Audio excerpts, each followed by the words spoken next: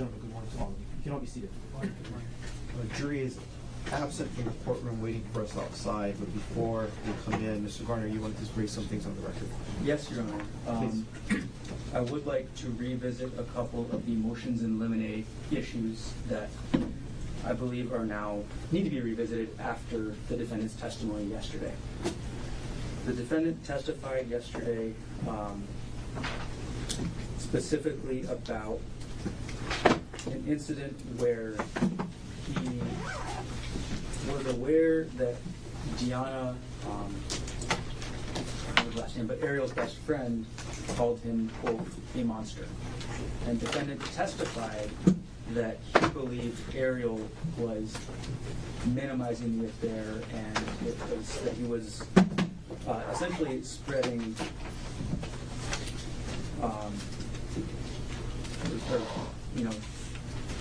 giving Deanna wrong information about the affair. What Ariel was actually talking to Deanna about was that the defendant was using sexual coercion against her.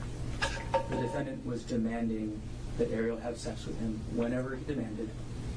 And there was an additional testimony of the defendant that's also related to this. The defendant testified that he never disclosed this, quote, affair because he wanted to protect Ariel's reputation. That was his testimony. That is not the truth, or that's not the truth in the state's mind, and it's not the truth according to Ariel's statements that have been disclosed to defense that the court limited out. What the defendant was telling Ariel when he was demanding that she have sex with him was that if she did not comply, he would tell everybody about this affair. So when defendant testifies he didn't tell anybody about the affair because he wanted to protect her reputation, that's not the truth. And essentially what defendant was actually doing was holding this over her head to enforce his sexual demands. So we do believe that these two statements that the defendant testified to yesterday clearly make this evidence that was limited out relevant. It, not including this evidence, gives a completely incomplete picture to the jury. It gives not even half the story. So we do believe that we should be allowed to cross-examine the defendant on these issues. Additionally, the defendant introduced character evidence. The defendant introduced evidence of his character trait of meticulousness. According to the Hawaii Rules of Evidence, the state may rebut that character trait. The proposed rebuttal evidence is further evidence of defendant's controlling characteristics, which have been limbed out. These controlling characteristics actually include these sexual coercion demands. So this is actually, these two things are also all connected. But it also includes the defendant's prior spying in his last marriage, the prior viewing of the prior iPad that he had that would view his ex-wife's all of her text messages. We believe that that's now relevant to rebut the claim of meticulousness, or to, not exactly rebut, but to essentially provide the entire character trait that this is halfway referencing. So the position is the defendant is given some picture of this character trait, and we need to be able to rebut it by bringing in the rest of it. Also, with regard to character evidence, I also believe that defendant's testimony that he didn't disclose this affair or tell anyone. I'm sorry, that he what? That he didn't disclose this affair or tell anyone in order to protect Ariel's reputation, that counts as good character evidence that the defendant was trying to introduce. That's defendant testifying about his good character. So we should be allowed to rebut and get into the sexual coercion for that reason as well. So those are all the reasons and the things that I want the court to revisit and consider that should be open for cross-examination. I have a question with respect to the allegations of prior spying and the other iPad. What form would, other than just cross-examination, what other form would that come in? The state did have Ms. Patel on her witness list, but the intention at this point is to limit the evidence on it to cross-examination. Understood. Thank you for answering the court's questions. Mr. Otake, do you have any response? Yes. So, we dealt with these issues, very deeply and spent a lot of time on them in motions in limine and in the court ruled. Obviously, we were hypersensitive to the court's motions in limine, and we contemplated the court's ruling. We obviously know the risks of how doors can be opened, and we deliberately steered clear of these things. So, for example, when we talked about how therapy turned into something else, he just said that. Therapy turned into other things. So the point is, we deliberately steered clear of these things to not open the door. And this is an extreme stretch and obviously a last-ditch effort by the prosecutor to get into things that the court has ruled should not come in. So let me just address these things one at a time. I'll talk about the first thing, the meticulousness. I don't know what he's talking about, to be honest. Character evidence under the rules comes in through reputation or opinion testimony. Obviously, we didn't do that. You have to also look at the context, okay? Ariel brought it up in her case about Dr. Konig was the one, in her testimony, Dr. Konig was the one who handled the finances. And trying, I guess, potentially inferring that he was, for whatever the case may be, they brought that up in their case. So he was just addressing that. I think the question was, Ariel said that you handled the finances. Why was that? And I think he said, I'm just, an organized, meticulous guy, right? So it was tied to why he was doing the finances. So. And, the reason why we also know that this is, what's the right word? Not a genuine attempt here.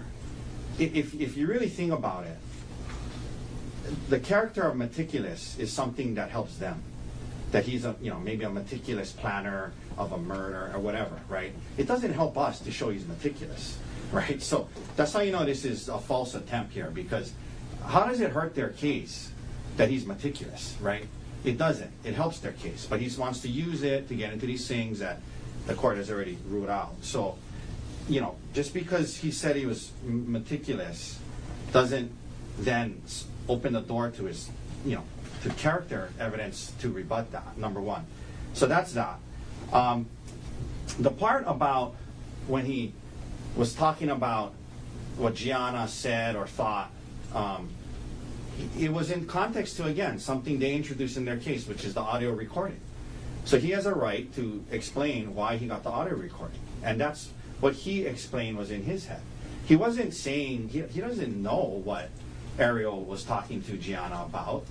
He doesn't know that. He just assumed that when that was being said to him, that's why he thought, well, maybe she's saying untrue things to Gianna, so I want to and others, so I want to record her in case I need it in counseling or to show her that, to show these things. That's what was in his head.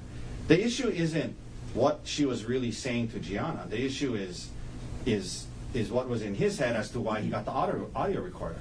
So in no way, shape, or form should that open up the door to, again, under 403 and other rules of evidence, these allegations of sexual coercion, which obviously we have always disputed and have, taken a position that that's inaccurate. But so we were very cautious to steer clear of these things. Now, so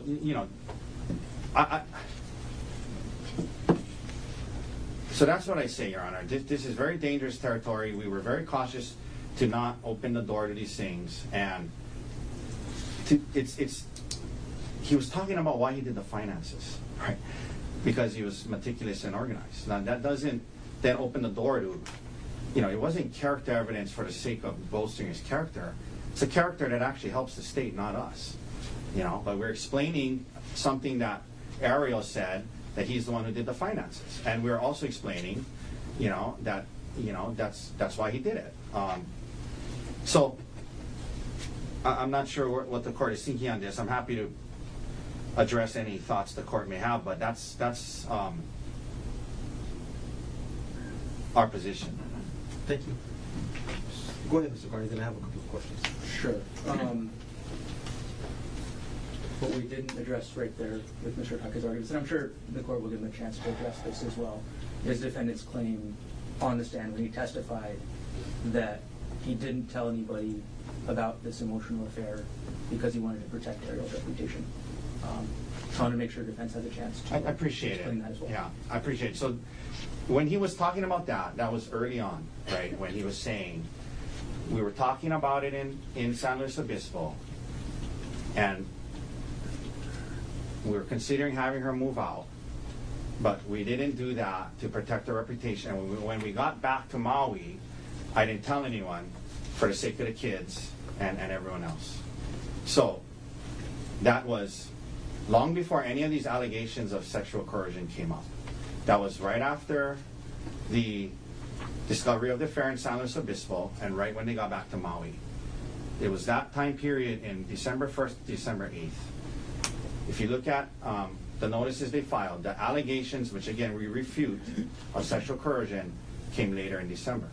So he was saying when he got back, they decided that she wasn't going to move out in San Luis Obispo to protect her reputation, and when he got back, that's what happened. So that's number one. And again, under 403, it's the very reason he kept this stuff out. It is incredibly highly inflammatory. It's going to create a trial within a trial, and it's the same. It's the exact reason he kept it out. And we were cautious to not try to somehow open the door, which we have not. I mean, we can also address things they brought up in their case that's can coexist with your ruling, and that's what we did. And you said you had a couple of questions, so let's move on to this. Let me start with my questions, and then you can rebut anything that you wish. With respect to the rebutting the characteristic of meticulousness, I understand the avenue of admissibility under Hawaii Rule of Evidence 404A1, where if the defendant does make a character trait that is offered by the accused, the prosecution can rebut the same. So if the character trait is in fact meticulousness, how does what the state wants to get into actually rebutting that?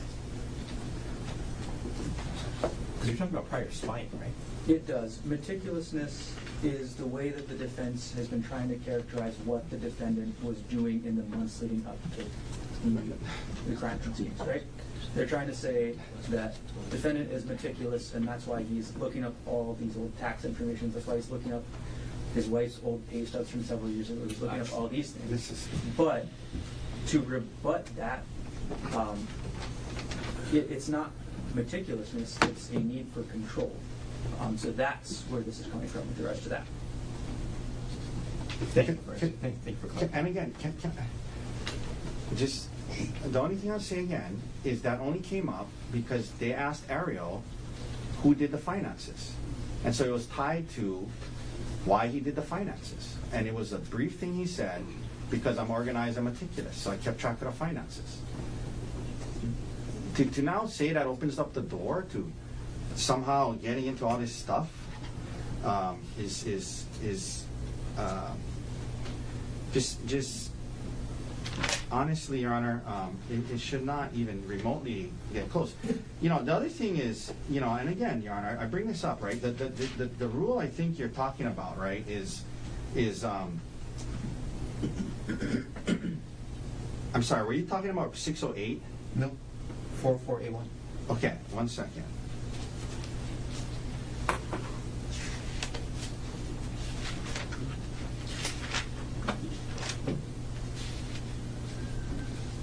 Okay. Okay.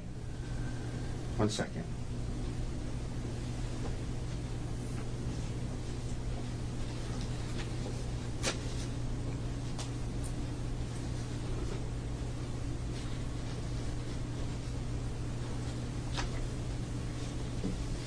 Right, so again, we weren't offering a character trait of meticulousness. I mean, we were talking about why he did the finances. And, you know, the character evidence, like I talked about, it comes in through, you know, opinion testimony, reputation testimony. We weren't, you know, of a pertinent trait, right? Like, we could have called someone and said, you know, do you know him? Do you know him well enough to form an opinion? Do you know him well enough to know what his reputation is? What is your opinion on his characterness for violence, or whether he's a calm person, right?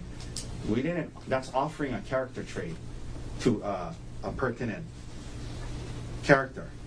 I mean, to a pertinent trait. That's not what we did here. You know, I mean, to suggest that after they said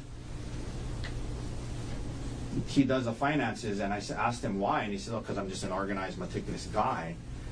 That now that opens the door to all these allegations of sexual coercion, and I mean that's, I mean, on multiple levels, but not the least of which is 403, which is why you kept this out to begin with. And again, we're not.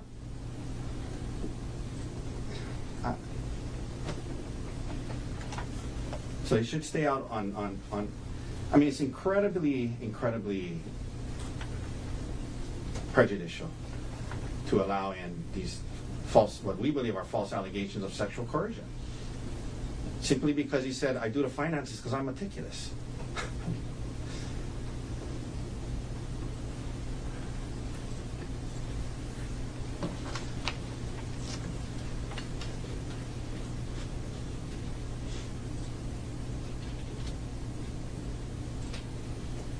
Anybody else want to add anything? Could I add? There's something that I thought of as we were talking there. And this is with specific regards to the character evidence part, the meticulousness, and the need to rebut that. Please. I'll use an analogy. Let's say a defendant, we're not talking about this case, just in general, introduces character evidence that, hey, he's kind of a punchy guy. When in fact, the defendant has 25 prior assault convictions. When they introduce this minimizing character evidence, the full rest of the character evidence becomes relevant. That's the analogy I'm kind of trying to use to make sense of this. Does that make sense? That's what the state's argument is, at least. No, I understand the argument. Okay, just wanted to add that. And again, I believe the defendant's statement that he was trying to protect Ariel's reputation is completely different than the character evidence. Or it's connected, but it is significantly different. That was not offered as character evidence. This is just evidence that the state should absolutely be allowed to impeach the defendant on. Just the last thing I'll say, Your Honor, and I apologize, this is the rule I was looking for earlier. I thought it was in the 600s, but 405, right after 404. I'm sure you just read it, right? So that's how you offer character evidence. In all cases in which evidence of character or a trait of character of a person is admissible, proof may be made by testimony as to reputation or by testimony in the form of an opinion. We didn't offer opinion or reputation testimony under 405, so you don't even get to this 404 analysis. But that's, I think you understand our position, Your Honor. Okay. Counsel, thank you for the benefit of your thoughts. With respect to the position of the state that the proverbial door has been open to evidence of past sexual coercion on part of the defendant when he explains that a witness referred to him as a monster, or that he was trying to show his good character by not disclosing the affair to enforce his sexual demands on his wife, the court finds that while it may knock on the proverbial door, it's not open. And even if it was, the court's still concerned about the prejudicial value of the proposed cross-examination evidence under Rule 403. The court does find allegations of sexual coercion to be highly prejudicial. And while there is probativeness here, the court still finds the prejudicial value to substantially outweigh the probative value of the evidence. With respect to the prior spying on the iPad, the court is going to allow cross-examination on those specific instances of conduct. The character trait it's called meticulousness, but what it really is explaining is the lack of controlling environment or behavior that the defendant has exhibited, i.e. that he's peaceful. And I understand while it creates the impression, it doesn't have to offer the trait, but if it creates the impression as argued by the state, it does open the door under State versus Brooks, which is 123 Hawaii 456. It's a 2010 case. And on cross-examination, it can be inquired into relevant specific instances of conduct. So the court does find an avenue of admissibility under Rule 404A and 405A for the prior spying, and the court does not find, contrary to the sexual coercion allegations, that the prejudicial value substantially outweighs the probativeness. That's the court's ruling.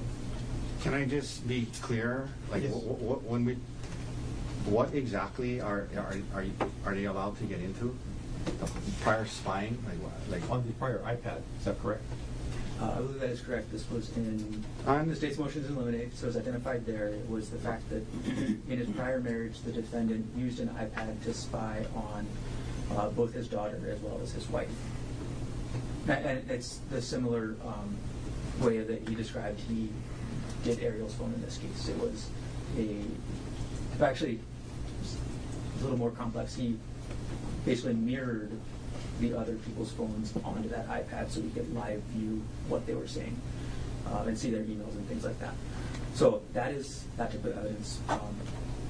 Before we get to the end, I'll have a clarifying question as well, but I don't know if we're finished with this issue quite yet. So just so I'm clear, and the record is clear, because they brought up in their case that he did the finances, and he said, I did the finances because I'm detail-oriented, organized, meticulous person. Now we can get into from years and years before allegations that he was spying on his ex-wife. No. Yeah, that's why. I mean, that's what it sounded like. It's not because they got into who brought up the finances. It's because when the word meticulous and taking care of the finances and dealing with all of the insurance and all the investment accounts, that creates the impression that the defendant is not controlling, not having any coercion over the victim in this case. The impression is that, for lack of a better word, he's peaceful and not aggressive with respect to that coercive environment. That opens the door to whether or not it truly is meticulousness or something else. And I understand the rebuttal. Can I just ask a clarifying question? Please. Isn't it by saying I take care of it because I'm meticulous and organized, isn't that kind of saying that because he has control over it? So I don't understand how it, I'm not trying to argue with you, but I don't understand how that is trying to imply that he's not controlling. By saying I'm meticulous, that's why I do the finances. That's the part maybe I'm missing. Like how does that paint a false picture that he's not controlling? Like someone who does all the finances, all the taxes, all their life, that's kind of controlling of the finances. So I don't understand how that's, now we're saying, oh, that shows he's not controlling, so now we can show that he's controlling. I mean, Controlling of only the finances versus controlling of the behavior in the relationship. what was at issue is who did the finances and why. You had a clarifying question, Mr. Martin. I do, and this is on the second issue we were discussing with the regards about the sexual coercion. At the motions in limine hearing, the court did rule sexual coercion is out, and I understand that it's still the court's ruling. The court did indicate at the motions in limine hearing that the defendant's sexual demands were relevant. So I want to confirm that that is still the court's ruling. That is, and that also came out on state's case in chief. Okay, I just want to confirm that I can still go into that. Yes.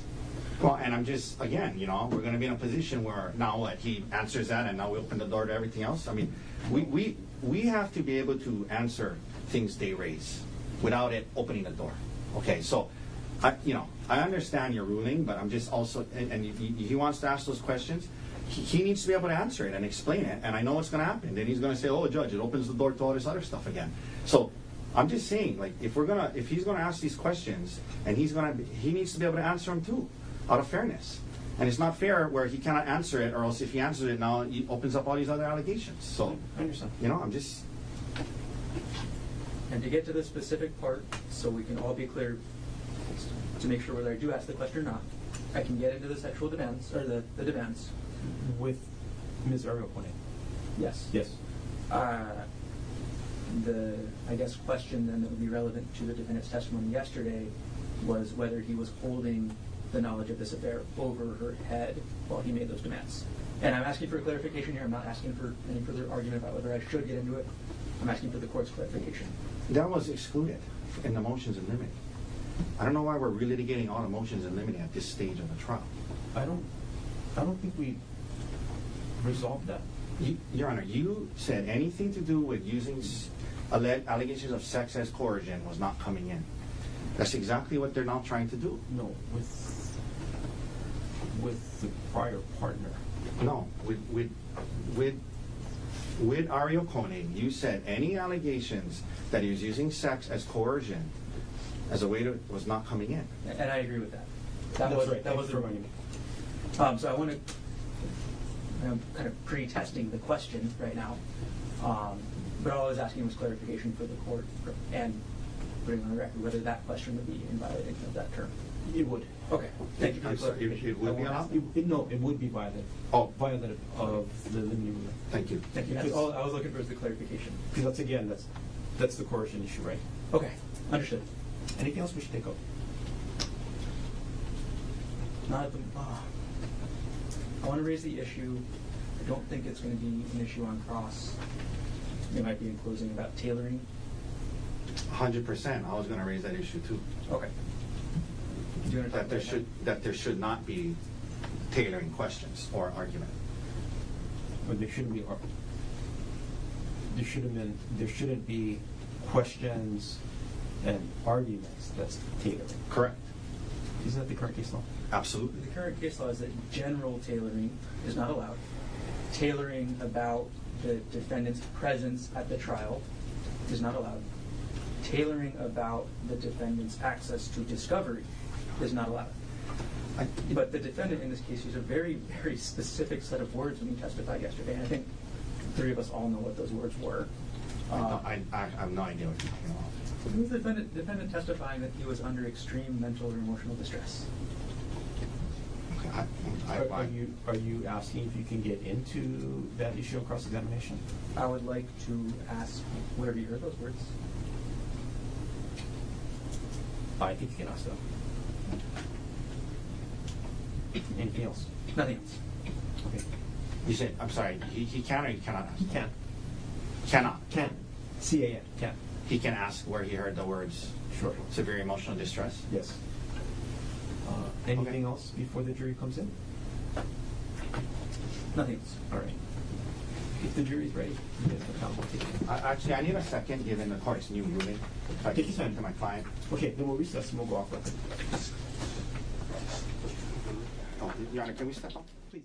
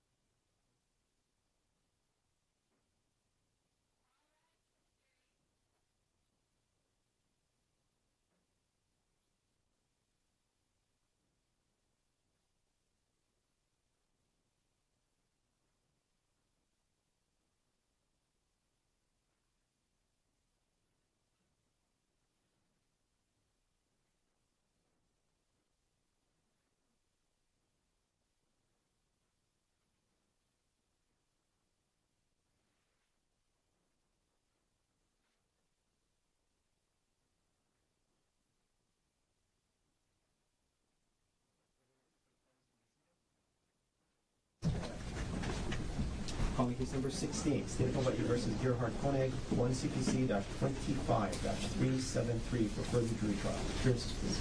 Good morning, Your Honor. Good morning, ladies and gentlemen.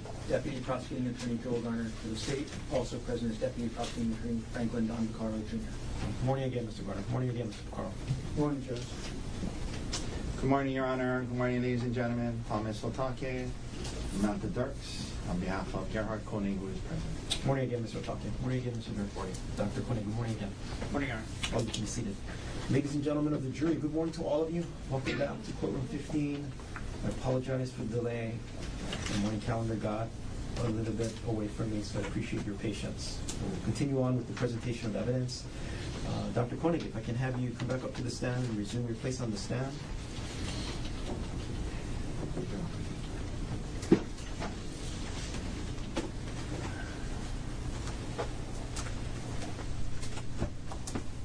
And you can have a seat. Dr. Konig, you're still under oath. Yes. Mr. Garner, whenever you're ready, you may begin your cross-examination. Thank you.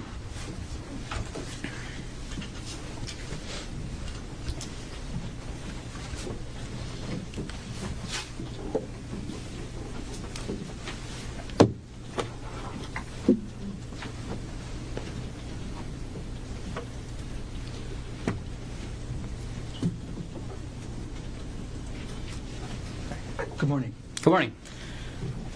On March 24, 2025, you were married to Ariel Konig, correct, Dr. Konig? Yes.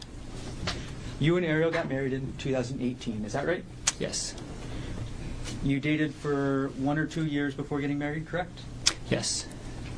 When you met Ariel, you were working as an anesthesiologist in Pittsburgh, right? Yes. And yesterday you described what anesthesiology is, correct? Yes. You used very technical terms, right? Yes. Maybe the more plain term is that you are the one who puts people to sleep before an operation, correct? That's what people typically call it, yes. It's not actually sleep, right? It's not actually sleep, right? But you're the one that essentially puts them out, and then after the operation they wake up again, right? Yeah. That's part Anesthesiology of is a it. very specialized field of medicine, correct? Yes. You Hold on decide. a second. Could you just put the mic closer and keep your voice up so everybody can hear? Thank you. Okay. You decide how much of each anesthesia drug to give a patient, correct? Yes. You give too little of the drug, and it's possible the patient could wake up during the surgery, right? Yes. You give too much, and the patient could never wake up at all. Is that right? That's correct. Ultimately, you're the one with that control, right? Yes. Now, you first became an anesthesiologist in Pittsburgh, again, right? Yes. And you testified yesterday that money is the main reason you moved to Pittsburgh, correct? No. Objection misstates his testimony. Overall, answer stands. Sorry. You testified that the cost of living in Pittsburgh was very important to you, correct? Yes. And money is very important to you, right? No, I wouldn't say that. Your testimony today is that money is not important to you. Not very important to me. Not very important. Okay. Now, while you were dating Ariel in Pittsburgh and eventually married to her, right? Yes. Okay. She went to graduate school while you guys were in Pittsburgh, correct? That's right. And she ended up working in the nuclear engineering field, correct? She was working in that field when I met her. And then near the end of 2022, you and Ariel decide to move to Oahu, right? To Maui. I'm sorry, Maui. And you moved and you closed on a house at 19 Pu'uehu Place on December 14th, 2022. Is that right? I don't remember the exact date, but it was around that time, yeah. The sale price of that house was $1.5 million, correct? That's right. And together you and Ariel had a down payment of $300,000, correct? That's right. And when you moved to Maui, you had a job lined up, right? Yes. That was at TAMG, correct? Yes. And TAMG is a group of anesthesiologists that provide services to all the different hospitals on Maui, correct? The one hospital and surgery centers and some outpatient clinics. And actually on the island of Maui, TAMG is the only provider of anesthesia services, correct? We're the only big group of anesthesiologists. There's some independent anesthesiologists and I believe one CRNA that flies over to sometimes work at a plastic surgery outpatient center. TAMG's the biggest group in town, right? Yes. And because of that, TAMG can set the prices, right? No. We just went through contract renegotiation with the hospital, and we had to use research, based on salaries across the United States in comparable locations. And that salary got you to your salary was then end up being between $500,000 and $6,000 per year. $500,000 and $600,000 per year, correct? I never got to work under that contract for a full year. When I moved there, we were making between $300,000 and $400,000 a year. Okay, so you were making $300,000 to $400,000 a year while you were after you moved to Maui from January 2023 to December 2024? Yes, that's correct. And Ariel found a contract position working remotely for a company called TerraPower. Is that right? Yes. Ariel made less than $200,000 per year, correct? Yes. You made substantially more money than Ariel, right? Yes. Okay. On March 24, 2025, you and Ariel were on Oahu, correct? Yes. And you came to Oahu because it was Ariel's birthday weekend, is that right? That's right. And Ariel's birthday is actually March 24th, correct? Yes. You bought the airline tickets for the trip, correct? Yes. And of course you bought round-trip tickets, right? Yes. So you were scheduled to go back to Maui on March 25th, 2025, correct? Yes. You booked the hotel for the weekend trip, correct? I did.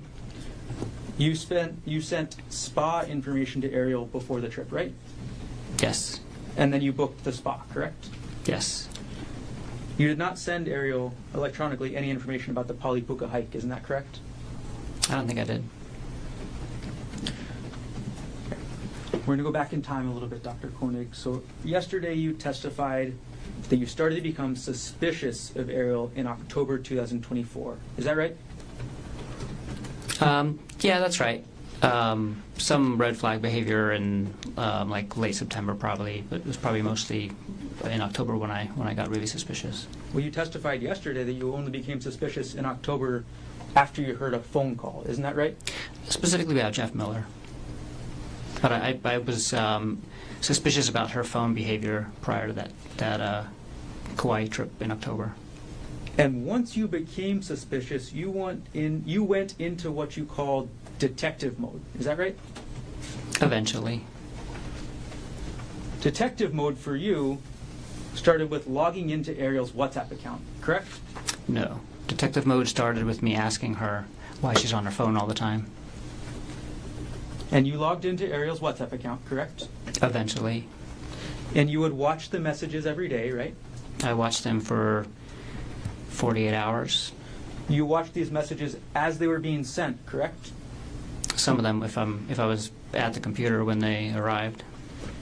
And the laptop that we've all seen in this so far, States Exhibit 240, I'll put it up on the screen.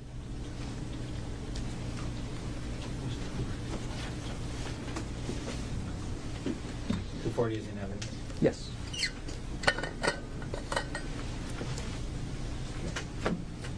Okay. Dr. Konig, this is your laptop, correct? That's correct. Okay.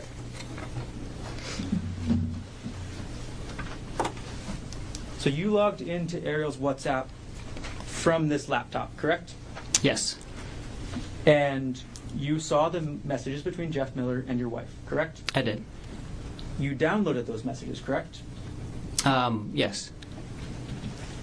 Not from the laptop. I downloaded the messages from her phone, and then I saved some screenshots on the laptop. We're going to publish now States 118, which is already in evidence.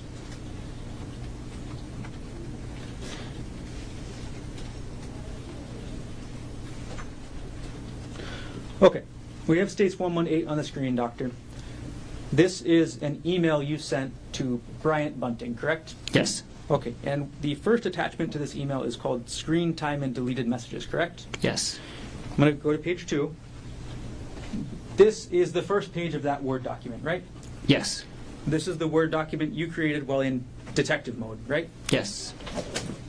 And in this document, that picture at the top, and I'll zoom in, that's the screen of Ariel's phone, correct? Yes. You logged into Ariel's phone to take that picture, correct? Yes. You entered the passcode into her phone, right? Yes. You opened the application to show the screen time, right? Yes. And then you took this photo. Yes, I did. And then you wrote your thoughts underneath, isn't that right? Yeah, I took notes. You took notes, as you would do in detective mode, right? Yeah.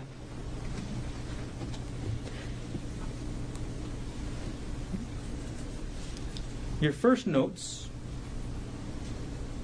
were calculating the number of hours she spent on the WhatsApp app, correct? Yes. You calculated it and you did some division based on how many work days there were, right? I did. And then you speculated about phone calls, correct? Yes. Move on to page 3. Page 3 of this shows other screenshots you took, is right, of Ariel's phone, correct? Yes. And this is as other screenshots of every app that she was using, correct? The Screen Time app keeps track of all of the apps that you use, and I think there's probably more, but I just did the first 3 pages. You didn't stop with WhatsApp, did you? No. You looked into her entire phone, correct? No, I looked it down to 3 pages of the Screen Time app. You were in detective mode and you didn't look through her actual text messages? I did look at the text message threads on her phone. You looked at the text message threads on her phone, right? I did not look through all of her text messages. I opened the texting app to see if there's anything that looked suspicious there. There wasn't, but really I went straight to WhatsApp because that was the most used application. You looked through her emails, correct? Not at this time. I did end up looking through her emails later, mostly with her consent. Like as I'm seeing her on her phone and she's writing an email, I'll be like, "Hey, who are you emailing? Can I see?" And then she'll show it to me. This was after then you confronted her, correct? Yes. Okay. Now let's focus on this part of the detective mode for now. You looked at her phone calls, correct? I looked at the phone calls that she made through WhatsApp. I didn't actually look at the phone calls on the phone. Okay. So you're suspicious of your wife for 2 months already, right? When you Yes. do this? Yes. And you looked through her WhatsApp, correct? Yes. You don't look through all of her text messages, correct?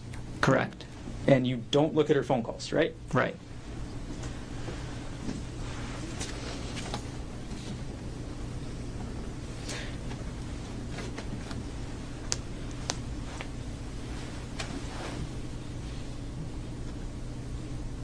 These are photographs of the screen of the phone, correct? Yes. Okay. So you didn't take a screenshot and send it to yourself, right? Not of this. No. Not for these photos. Mm-mm. Ariel didn't know you were taking these photos, isn't that right? No. Okay, we're going to move on to page 4 of this document. No. I'm sorry, we're going to move on to page 6 of this document. Now, actually, I'm sorry, we're going to just go to page 4.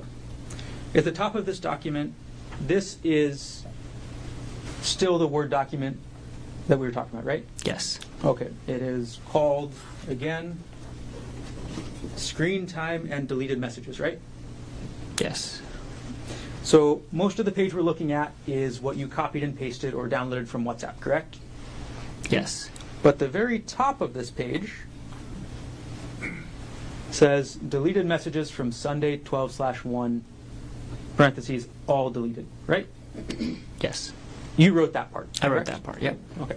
So you were able to see and record all the deleted messages from Sunday, December 1st, 2024, correct? Yes. And you read these messages, right? Yes, I did. You read them, and starts out, we'll go for the first couple section.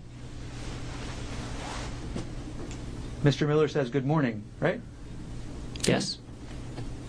He says, I hope you're getting some good sleep, right? Yes. And he talks about his sleep, correct? Yes. Then Ariel says, good morning, right? Yes. There's nothing sexual in these messages, is there, Dr. Konig? No. This is two people saying good morning to each other, right? Yep. And you were upset because in your mind, this is what spouses do, right? Say good morning. I wasn't upset that they were saying good morning to each other. I was upset about the entire relationship that they had. You were upset that they were talking at all like this? Not just about good morning, about the whole thing. About the whole thing, okay. Yeah.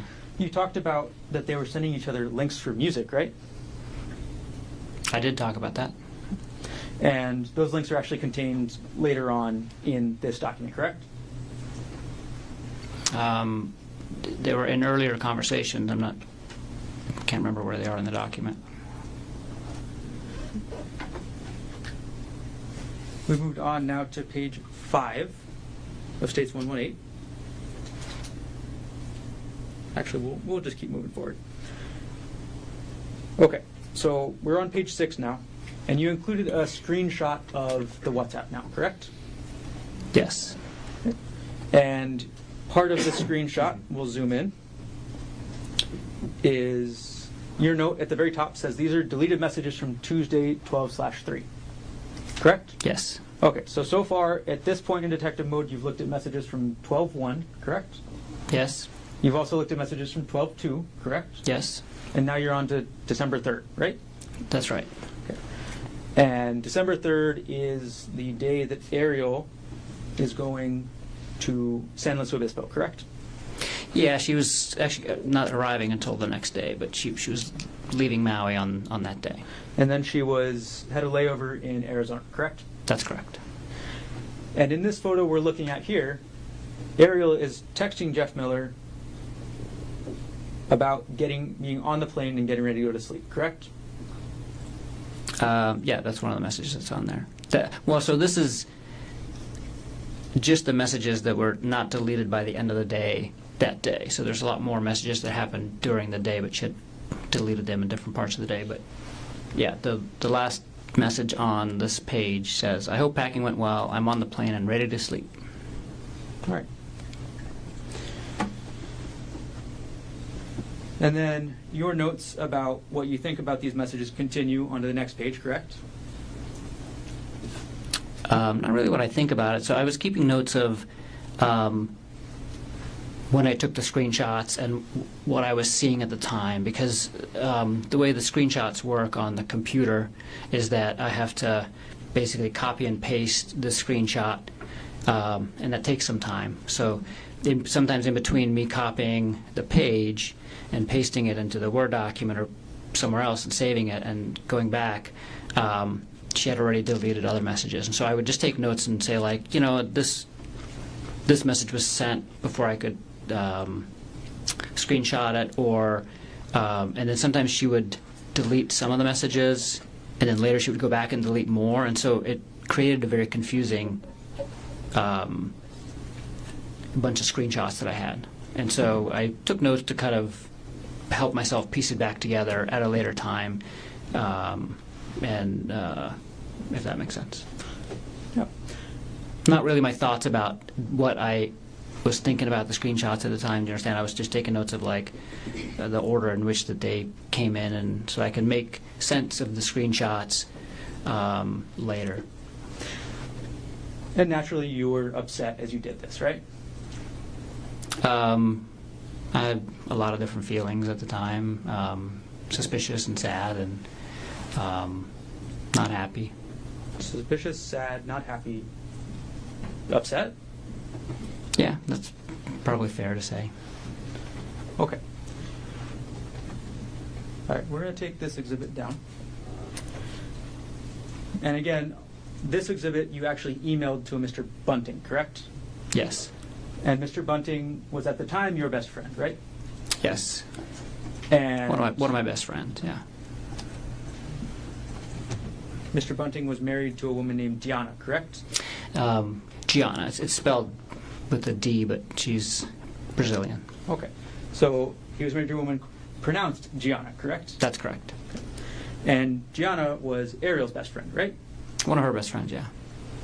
So you send this email to Bryant Bunting on December 4th, 2024 at 3:33 p.m., correct? Yes.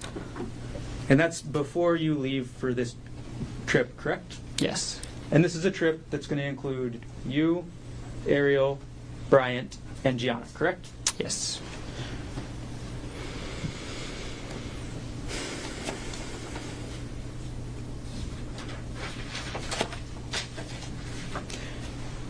You also had 2 other attachments to Mr. Bunting, correct? I don't remember if you could show me. All right, we'll publish page 1 of this exhibit again. Sorry, what number exhibit? This states 118.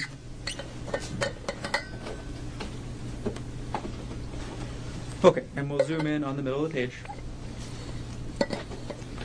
to attachment names. There were 3 attachments to this email, correct?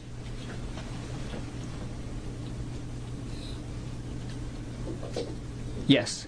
Okay, the first was screen time and deleted messages, right? Yes. And that's the document that we've gone through so far, correct? Yes.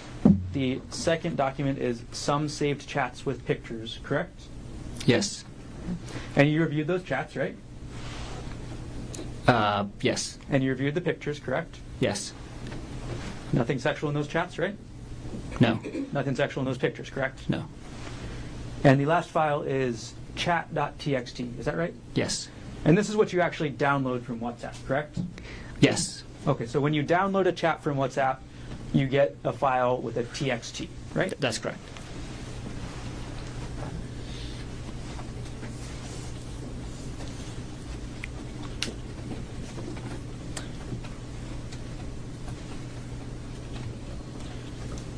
Now, you said already that you were upset when you were reading these messages, correct?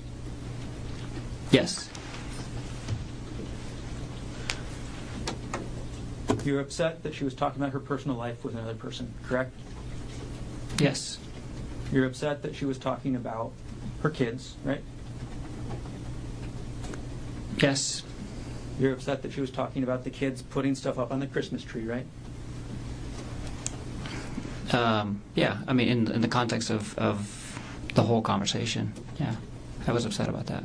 And you're upset that your wife was keeping these messages secret from you, correct? Yes.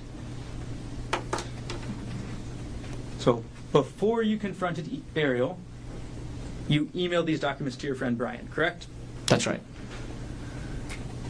And you actually emailed these documents to Bryant, before you even got on the plane, is that right? That's right. So before you even talked to Ariel about this at all, you were already telling Bryant, is that right? That's right. You didn't give Ariel a chance to explain herself about these, correct? Not before I talked to Bryant that day, no. And you also told Gianna, correct? I did tell Gianna the next day that I was suspicious that she's having an affair. So you told Ariel's best friend about your suspicions before you told Ariel, correct? A few minutes before, yes. You did that because you wanted Gianna and Bryant on your side, correct? That's not correct. You wanted Ariel's best friend to hear about this emotional affair from you, right? No, that's not correct. You didn't want Gianna to hear about this from Ariel, correct? That's not true. Well, you told Gianna first, isn't that right? That's right. You wanted Gianna and Bryant to judge Ariel, correct? That's not true. You wanted to isolate Ariel from her best friend, isn't that right? That's absolutely not true. So after you tell your best friend and Ariel's best friend about this, that's when you actually confront Ariel, correct? That's correct. And you're upset, right? That's not the primary feeling at the time. I was feeling a lot of other feelings, but I was also upset. You were mad, right? I was not mad. You were not mad when you confronted your wife about these messages. I was upset. Okay. It's natural to be mad in this sort of situation, isn't it? You could be. And in this confrontation, you called Ariel a lying bitch, right? I did call her that at some point, not in the beginning of the disclosure. You called her a whore, right? I did call her a whore at some point. Again, I think within like the first 24 hours and not during the initial disclosure. And after this all came out, after you confronted Ariel, called her a lying bitch, called her a whore, you wanted her to move out of the house. Is that right? That's right. You used an example yesterday where you talked about somebody else moving out for about 3 months and staying in a hotel, correct? That's right. And that's what you wanted Ariel to do, right? No. You just said you wanted Ariel to move out of the house. Isn't that right? Yeah, but you just asked if I wanted her to specifically move into a hotel for 3 months. I had no... I did not want her to move out of the house for 3 months and go live in a hotel. You just wanted her out. I preferred to have her move out while we're dealing with the aftermath of her having an affair. And Ariel didn't want to move out of the house. Is that right? We both didn't want her to move out of the house. We both decided that together after talking about it. You just said just a minute ago that you wanted her to move out, right? That was my preference in the beginning, and then we decided that we're not going to do that. There's Okay. plenty of examples of people holding contradictory beliefs, and then you talk about it and think about it and figure out which way you're going to go. Dr. Konig, Ariel's children were 4 years old and 18 months old at the time that you wanted her to move out. Isn't that right? That's correct. No mother would want to move out of the house with their kids that age, would they? I wouldn't think so. But that's what you wanted, right? I wanted her to move out of the house for us to deal with the affair, and I didn't want her to move out of the house and harm her children. I wanted both. Now, another thing that you wanted is you wanted Ariel to quit her job, right? That's right. And this is the remote worker job that she was able to find on Maui, correct? Yes, There are no nuclear power plants on Maui, right? that's correct.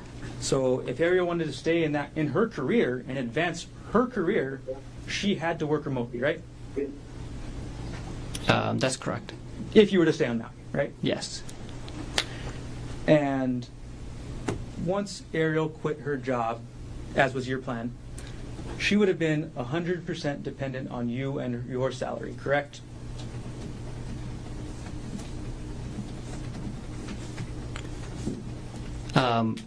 She would be dependent on our assets, which were all shared.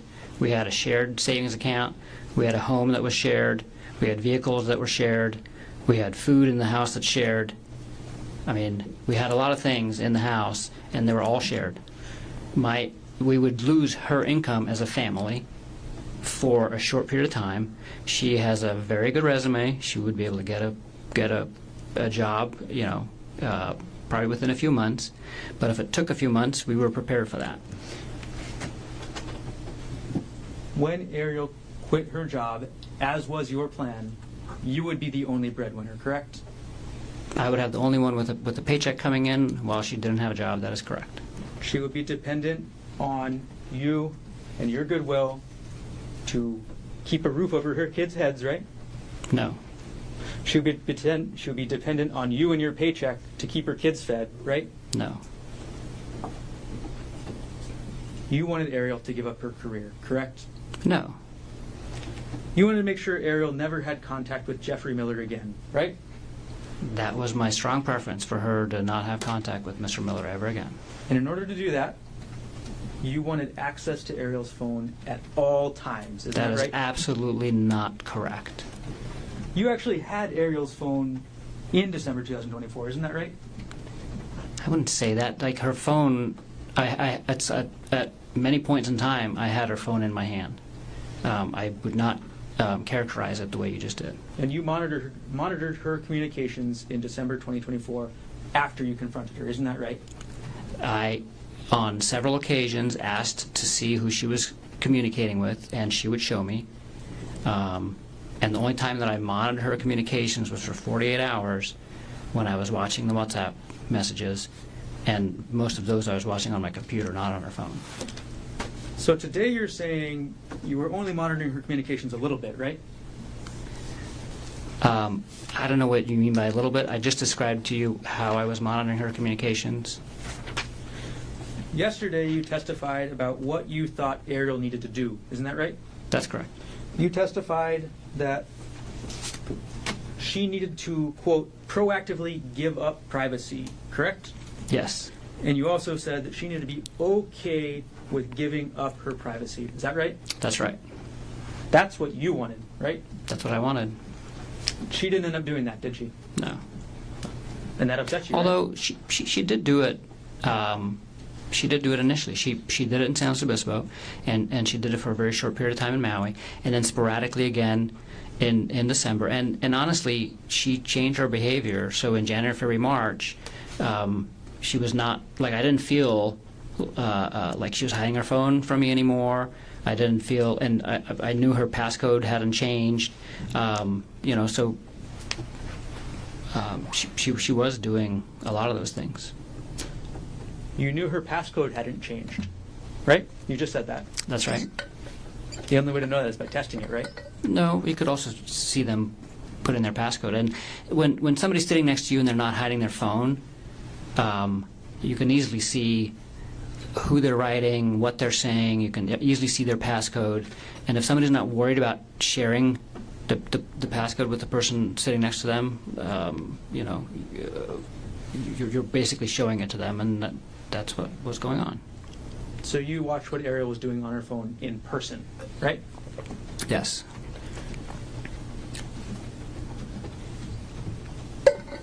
Now, another thing you mentioned yesterday is that you believed the cheating spouse needs to put in the work, right? That's not what I said. You testified that the cheating spouse needs to put in the work, right? You said that.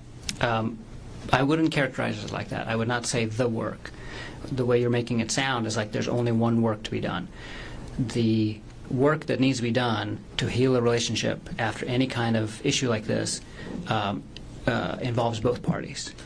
And I was talking specifically about the part that the cheating spouse has to commit to doing. I was not saying that was the only work that needed to be done, like you're implying. Dr. Konig, if we could not go into anything implied, I'm just asking you a question, okay? I'm asking you what you said. Your Honor, he's trying to answer the questions, should be allowed to answer. If it's non-responsive. But that was not what it, well, just, Mr. Martin. if he's asking questions, he's answering. Is there an objection? My objection is to him reprimanding the witness when all he's doing is answering the question. So that's my objection. Overruled. Now, you testified, I'm sorry, after you confronted Ariel about this affair, you wanted her to meet your physical needs, correct? I wouldn't characterize it like that. You wouldn't characterize it as Ariel being unwilling to meet your physical needs? Would you? I would characterize that I was in a relationship with Ariel for 8 years, and we had a physical relationship, and I had physical needs as part of that physical relationship prior to me finding out about the affair, and I had physical needs after the affair as well. Okay. And she's a regular. We're talking about sex here, right, doctor? No, I'm talking about physical intimacy with the person that I love the most, which includes sexual and non-sexual intimacy. You believed that Ariel should meet your sexual needs after you confronted her about this affair, correct? No. You don't believe that? Your Honor, can we approach? Sure.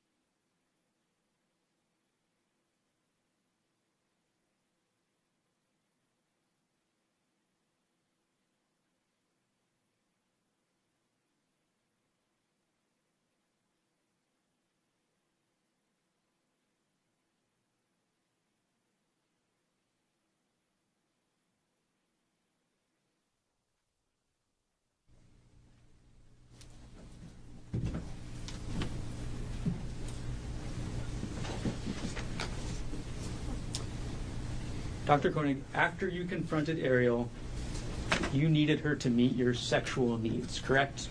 No. That's your testimony today. Yes. Ariel stopped having sex with you on December 24th, 2024, correct? The last time that Ariel and I had sex was on December 24th, 2024. We did not have sex after that, and we both decided not to have sex after that. You're upset that she wouldn't have sex with you, right? That is not true. When Ariel didn't have sex with you, you believe she was withdrawing from the relationship, isn't that right? That's not true. Ariel didn't want to have sex with you anymore, isn't that right? That's not true. Ariel was unwilling to quit her job, right? She was willing to quit her job initially, and then later she was unwilling to quit her job. That's correct.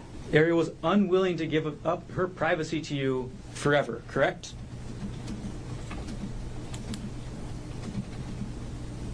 Yeah, that's right. Ariel was unwilling to move out of the house and away from her children, correct? Yes. Ariel was unwilling to have sex with you whenever you demanded it. Isn't that right?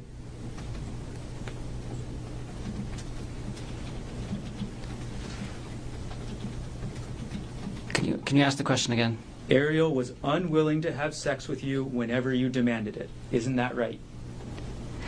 I never demanded sex, so that's not right. Now, you were 46 years old at the time this was happening, right? That's correct. And after you call a woman a lying bitch and a whore, it makes sense that they don't want to have sex with you, right? Objection argumented, Your Honor. Sustained. You still wanted Ariel to have sex with you after you called her a lying bitch, right? We had sex in December, and that was after we had that conversation, yes. You were upset that Ariel was still talking to Gianna about you, right? No? You testified yesterday that you were upset that Gianna called you a monster, right? I was upset. Well, that made me suspicious of how Ari was characterizing both the affair and our relationship at the time to Gianna. And this is after you wanted to have Ariel move out of the house away from her kids, right? Actually, this was during. At the time that she made that comment, we were in an argument where I was asking her to move out. At the time she made that comment. Is this the argument you mentioned on December 26, 2024? Yes. Okay. That went into December 27th. The argument went into December 27th? Yes. Okay. So this argument happens. You're still mad, right? And again, I wouldn't characterize my emotion as mad. Whenever we talked, I was certainly upset. and but not mad. This argument where Ariel told you that Gianna called you a monster, this is after you told her to quit her job, right?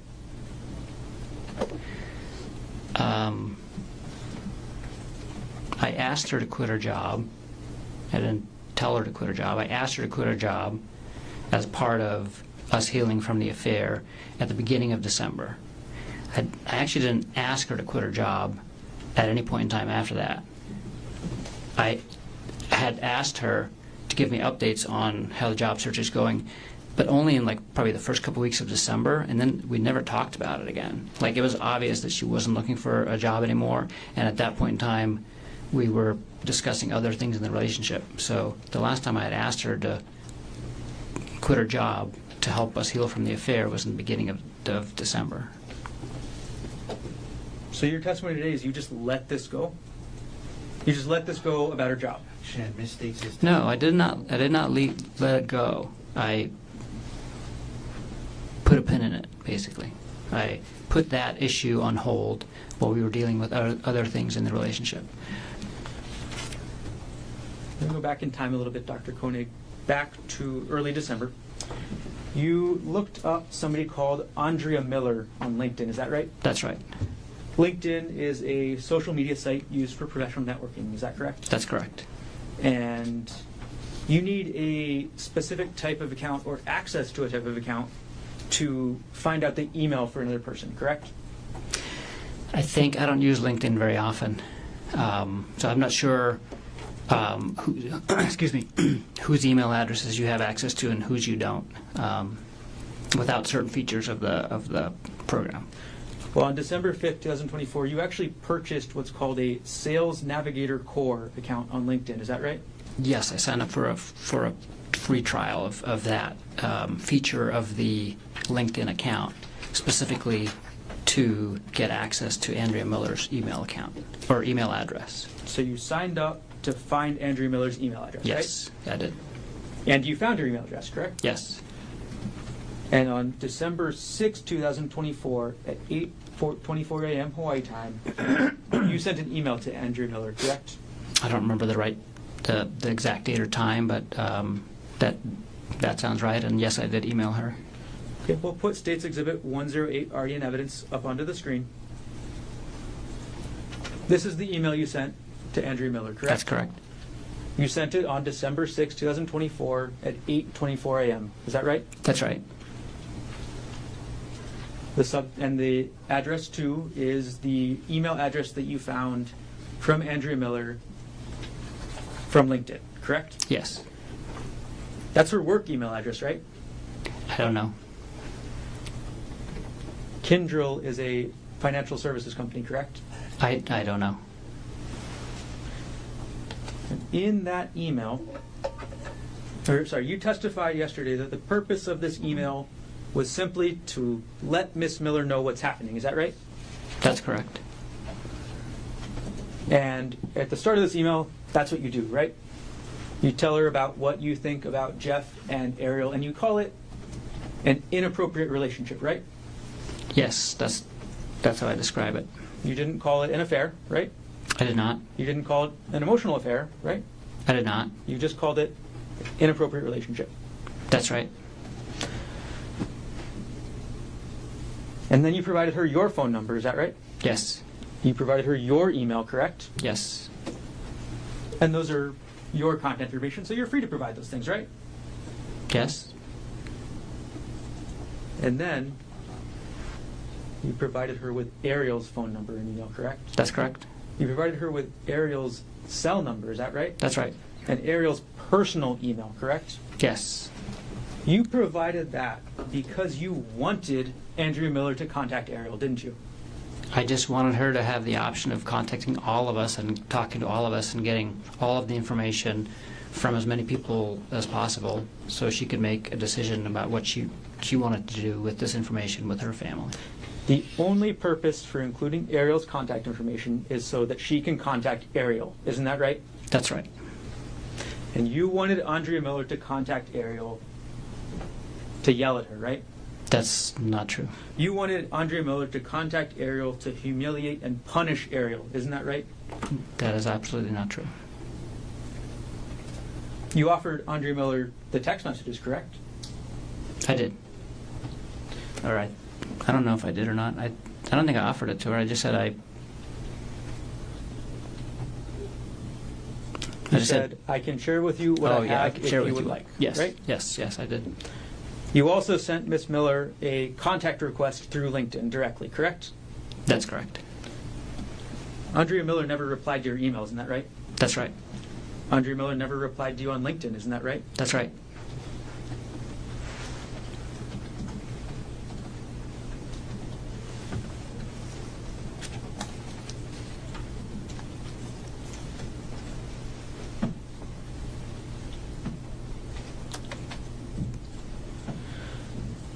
On December 12th, I'm sorry, I'm going to take the exhibit down.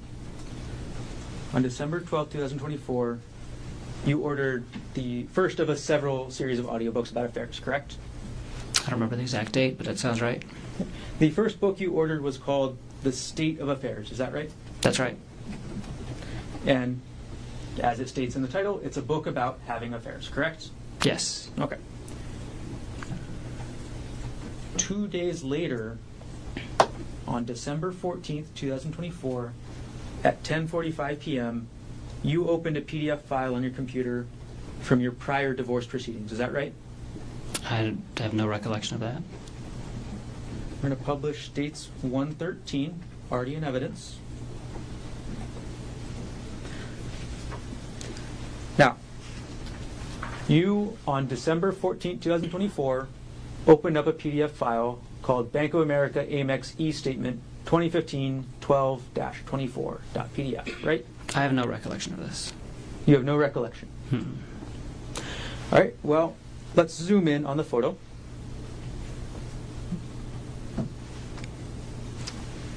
The file system last access date and time of this document was December 14th, 2024 at 10:45 p.m., correct? I can see that, yeah. Do you agree with that? I agree with that. Let's go to the file path, Dr. Konig. This is under the username G. Konig, correct? Yes. That's your username, right? Yes. Your files are contained under that username. Is that Yes. right? The next folder is the Dropbox folder. Is that right? That's correct. You use Dropbox, correct? I do? You have a Dropbox that has subfolders in it, correct? Yes. The next subfolder is called JPR. Is that right? That's correct. That's a subfolder that you created, correct? Yes. That's a subfolder that means Jessica Patella Ray. Isn't that right? That's correct. And under Miss Ray's subfolder, or Miss Patella Ray's subfolder, you have a separate subfolder called Divorce. Isn't that right? Yes, I created that. You made that folder, correct? Yes. And in that folder, there's another folder, right? Yes. And that's for 2016-04 hearing. Isn't that right? That's right. This is a hearing about your divorce from April 2016, correct? Yes. And the last subfolder is supportive documents. Isn't that right? Yes. And in that supportive documents folder, the supportive documents are for this April 2016 hearing, correct? Right. These are the documents that you want to bring to your divorce hearing, right? Yeah. And the It was a long document- time ago, but that was probably all the supporting documents that my lawyer needed for that hearing. And this was a Bank of America Amex statement from 10 years prior. So It's a long time ago. I have no recollection of looking at a Bank of America Amex statement from 10 years prior on this date. I don't remember doing that. You don't remember at all. Mm-mm. And I mean, it says file system last access. I don't know if that gets triggered if like a file is copied or something like that, because I was looking through the documents when they were presented into evidence earlier in the week, and there were a few that I did not recall accessing on those times. Many I do recall accessing. But this one But about this is- divorce, this is you're what- saying you don't. I don't recollect accessing that. No. Now, on December 14th, And I can't think of a reason why I would have. you can't. There's no reasonable reason for you to be accessing this. Is that right?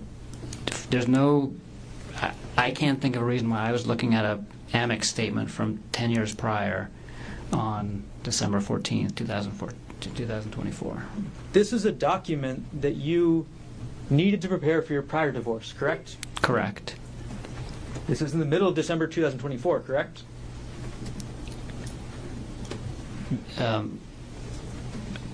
That this document was accessed? Yes. Yes.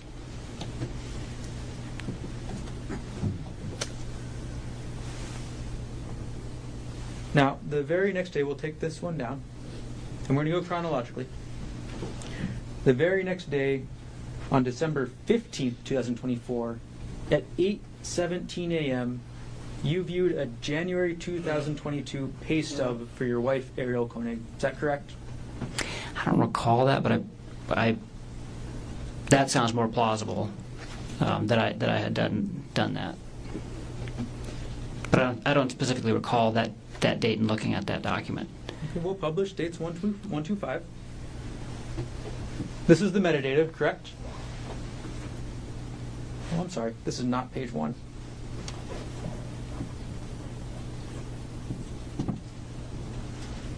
All right, publishing page 1 of states 125. Okay. The last access date is December 15th, 2024 at 8:17 a.m., correct? That's correct. Okay. And the file path for this is looking through your 2022 taxes. Is that right? It's ours. So we have a shared folder on Dropbox called The Big Love Party and Other Super Fun Stuff that I created when we were planning our wedding. And so this is a shared folder on Dropbox that both Ari and I have access to.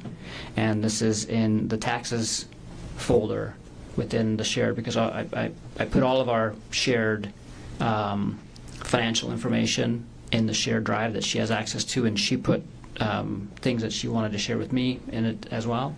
And so this is in our shared taxes folder, and it's in specifically a subfolder that's for her pay stubs.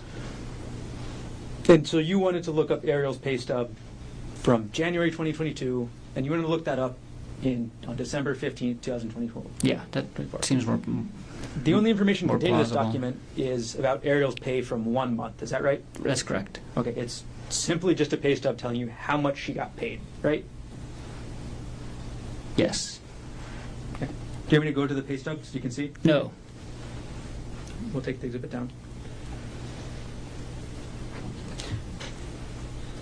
And you're looking at this pay stub the day after you're looking at this document from your prior divorce. Isn't that right? No, because I don't recall looking at that Amex statement. So you just don't recall again? I don't recall looking at that Amex statement at all. You tell me when there's a convenient break, Mr. Garner. Okay. We're getting close. All right. We're going to keep going forward in time. December 18th, 2024 now. You purchase your second audiobook. Is that right? I think you've already mentioned 2. Isn't this the 3rd then? I mean, I don't remember. I purchased many audiobooks, but I think we've already talked about 2. So far we've talked about the state of affairs. Is that right? That's right. Which other book? Okay. Okay. So this must be the second one. I don't remember which order they're in, but I know I purchased multiple. Okay. Let's just put up the exhibit so we're not confused about the order, okay? Okay. States 106. All right, publishing page 2. Okay. This book you purchased on December 18th, 2024 at 9:30 a.m. Is that right? That's right. Okay. And this book is called After the Affair, the 3rd edition, correct? Yes. Okay. And then on the same day, you purchased the 3rd book, correct? We'll go to page 3. This one you bought on December 18th, 2024 at 11:48 a.m., correct? Yes. Okay.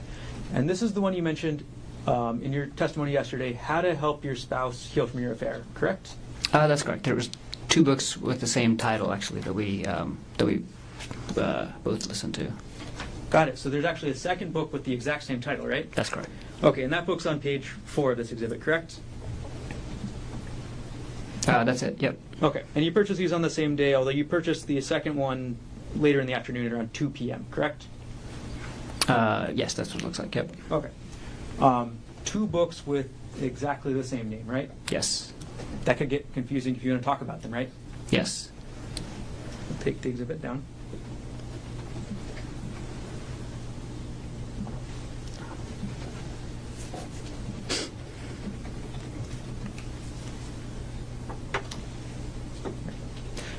This book, How to Help Your Spouse Heal from Your Affair, that's directed at the wayward partner, correct? Yes. It's directions on the cheating person that they have to follow, correct? Well, I mean, it goes into everything that needs to be done, but and it does it in a way that it explains why those things need to be done. So it was very helpful for me to read as well, because I understood all that needed to be done to kind of fix the relationship. And it does talk about some things that the other spouse has to do as well, but it's primarily focused on what the cheating spouse has to do. So in your mind, this book is primarily geared towards Ariel, but you just wanted to read it too, correct? No, like I said, the book describes very well what needs to happen after an affair, and the vast majority of what needs to be done in the initial stages is by the cheating spouse, but it does go into what the other person has to do, and it's geared for both partners. The title is How to Help Your Spouse Heal from the Affair, but the contents of the book is for both parties. And this book is where you got these terms, or these things you told us yesterday that you believed Ariel needed to do, correct? This is one of the books that I used, yeah. This is where you, I guess you had the idea that she should quit her job before you read this book, right? That's right. Okay. But this book supported that idea for you, correct? Yes, absolutely. And this book, again, as you just talked about, is the one that got that idea that the cheating spouse needs to put in work, right? I'm sorry, can you ask that again? This book also helped you with that idea that the cheating spouse needs to put in work. Is that right? Yes. And this is, again, the book that supports your idea that the cheating spouse needs to give up their privacy, right? Proactively give up privacy as part of the healing process for a period of time, yes. All right. We're going to move forward a couple days, so now would be a good time for recess. Ladies and gentlemen, let's take a 10-minute recess. Come back at 11:40. We'll go until 12:30. All rise.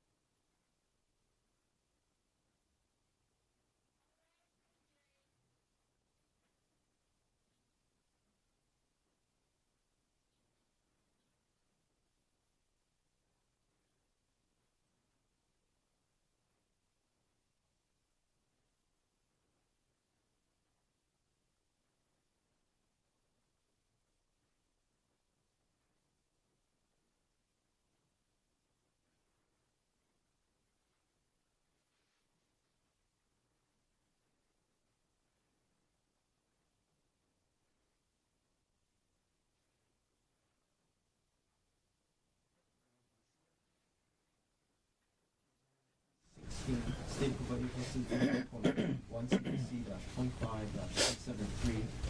Dr. Konig is on the stand and still under oath. All four counsel of record are present. All jurors are back in the courtroom. Mr. Garner, can we continue on with the cross-examination?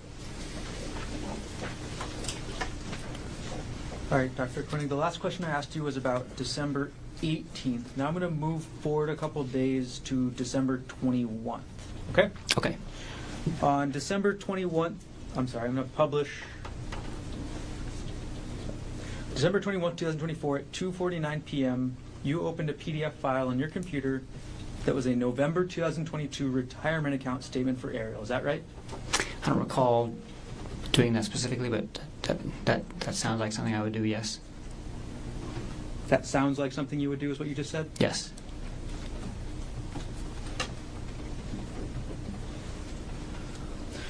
And as of November 2022, Ariel had a retirement account, correct? Yes. And that retirement account, again, as of 2022, was valued at $191,439, correct? I don't remember that exact number, but that sounds about right. Was that number Is this accurate? Yeah, yes. And in November 2022, you were the primary beneficiary of that account, correct? That's correct. That means that if anything happened to Ariel, you would get that money, right? Yes.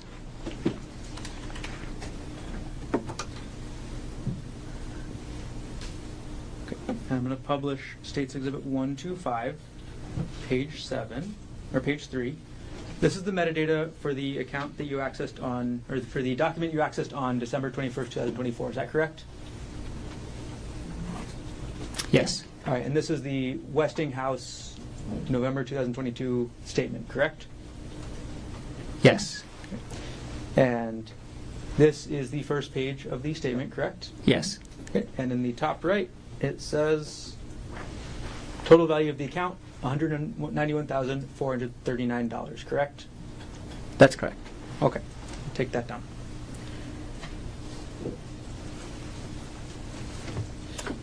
December 24th, 2024, at 3:36 a.m., you accessed a document from 2018 on your computer, correct? I don't recall that. I'm going to publish dates 125 at page 7.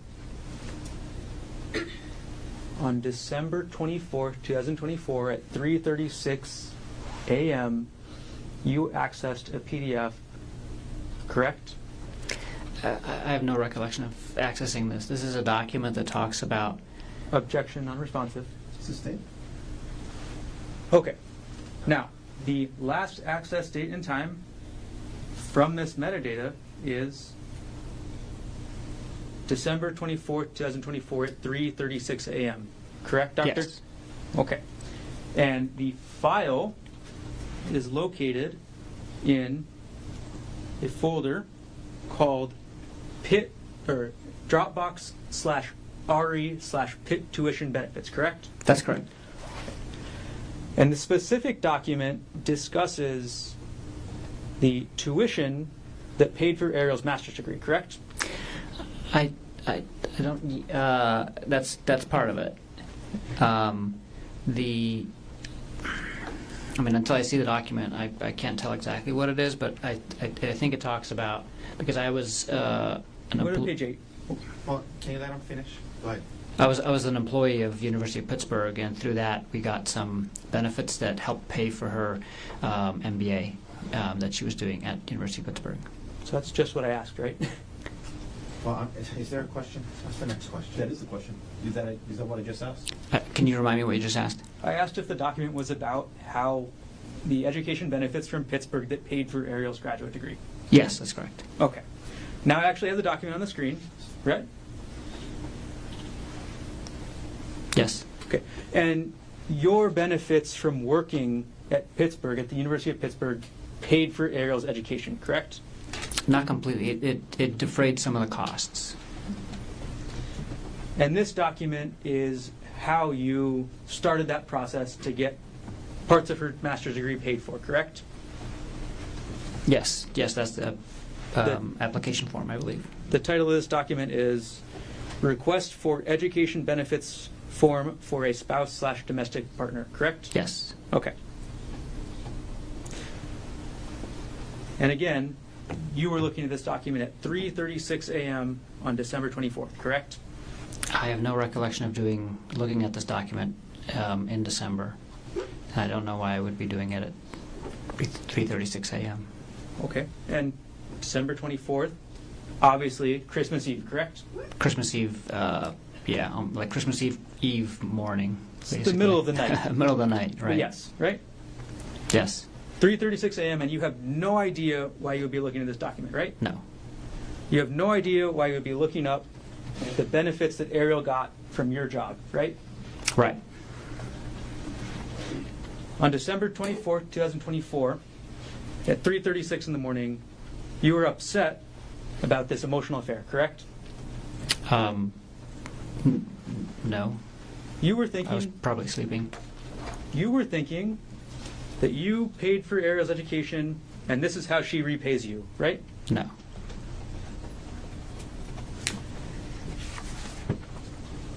So your testimony today is that you were not thinking that, right? Yes. Your testimony today is you have no idea why you were looking at these benefits, right? Yeah, I don't remember looking at this, and I don't remember the reason, if I did. And you testified you have no idea why you would have looked at it in the first place. Is that right? Not at this time, no. All right, we're going to publish State's Exhibit 105. I'll make sure we start at page 1.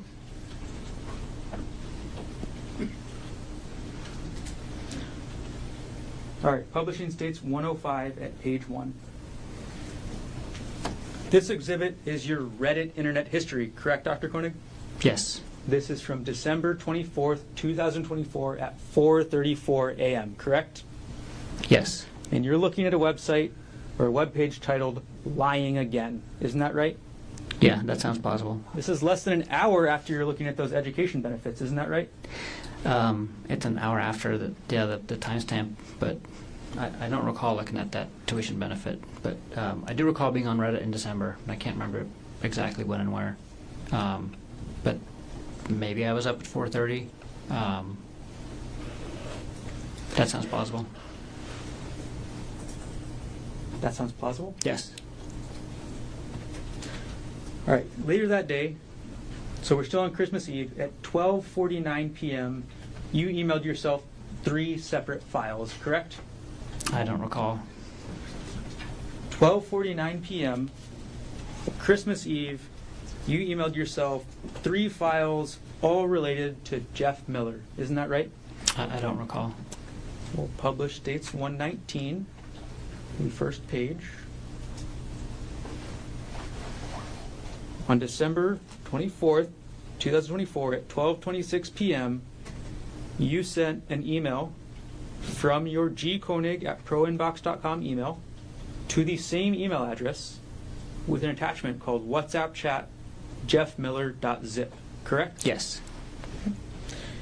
And then we're going to publish dates 120, the first page, the metadata. At 12:20 p.m. on the same day, Christmas Eve, you sent yourself WhatsApp chat jeffmiller2.zip, correct? That's correct.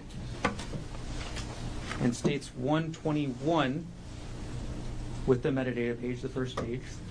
On the same date, December 24th, 2024 at 12:20 p.m., you sent a third email to yourself, right? That's correct. And this was with WhatsApp chat jeffmiller3.zip. Is that right? Yes. So, going through our timeline on Christmas Eve, 3:36 in the morning, document about Ariel's financial benefits from your job, correct? That's what's being opened on your computer. Yes. 4:34 a.m., you start your Reddit search about lying again, correct? I don't know if I started it but yeah, I was looking at that thread at 4:34 p.m. 12:20 p.m., you send yourself these emails, correct? Yes. It's safe to say that on December 24th, 2024, you were thinking about this affair, correct? Yes. You were upset about this affair, correct? I was hurt and confused and a lot of things. And I was probably upset too. Yes. Okay. We'll move on to Christmas, Dr. Konig.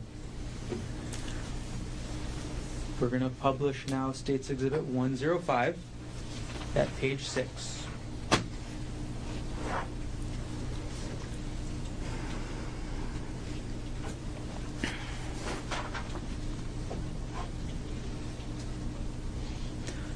Okay, now it's on the screen. At 3:23 a.m. on December 25th, 2024, you go back to that Reddit website, correct? Yes. This is Christmas now, right? Yes. Christmas Day, 3:23 a.m., you're on Reddit, right? Yes. And you look at Reddit around that time, 3:30 a.m., for a couple different posts, right? I don't remember, but that sounds plausible, yeah. And then later in the day, the afternoon now at 2:16 p.m., you go back and look at another Reddit post on the same subreddit, correct? I don't recall the exact date and time, but that sounds plausible, yes. On December 25th, 2024, at 2:19 p.m., you went to a Reddit page with a post titled, "Can't have physical relationship with WP anymore." Isn't that correct? I don't recall, but it sounds plausible.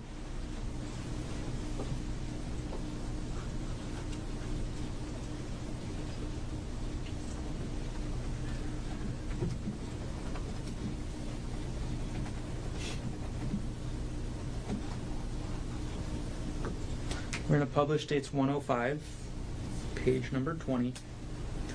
This is that page you visited at 2:19 p.m. on Christmas, correct? Yes. And the title of that page is "Can't Have Physical Relationship with WP Anymore," correct? Yes. WP is wayward partner, is that right? Yes.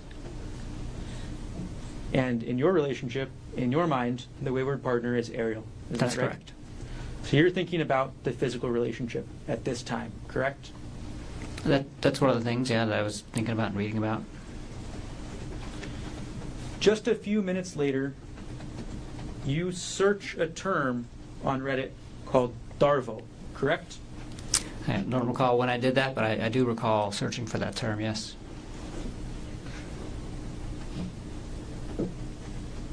We'll publish 105 at page 24.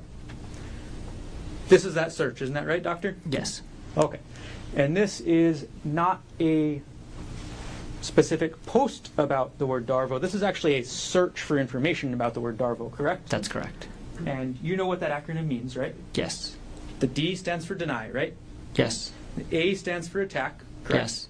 And the RVO are all connected together, and they mean reverse, victim, and offender. Is that right? That's right. So in order to use that strategy first, the accused will deny the accusation, correct?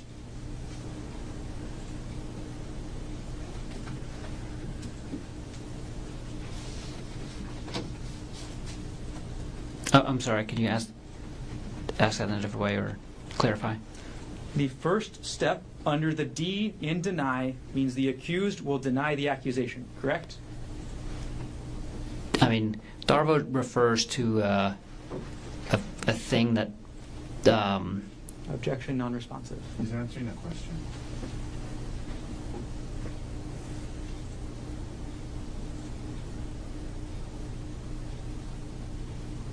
Objection sustained.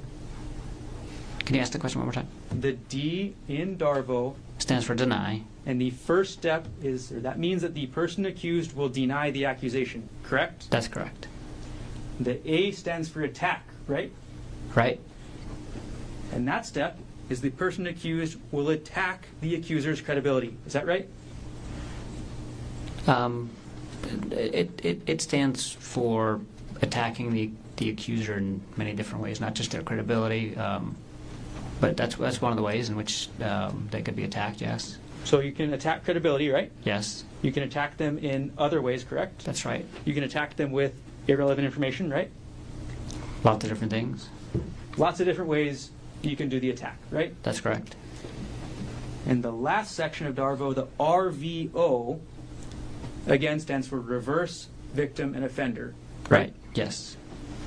And that's when the perpetrator portrays themselves as the victim, correct? That's right.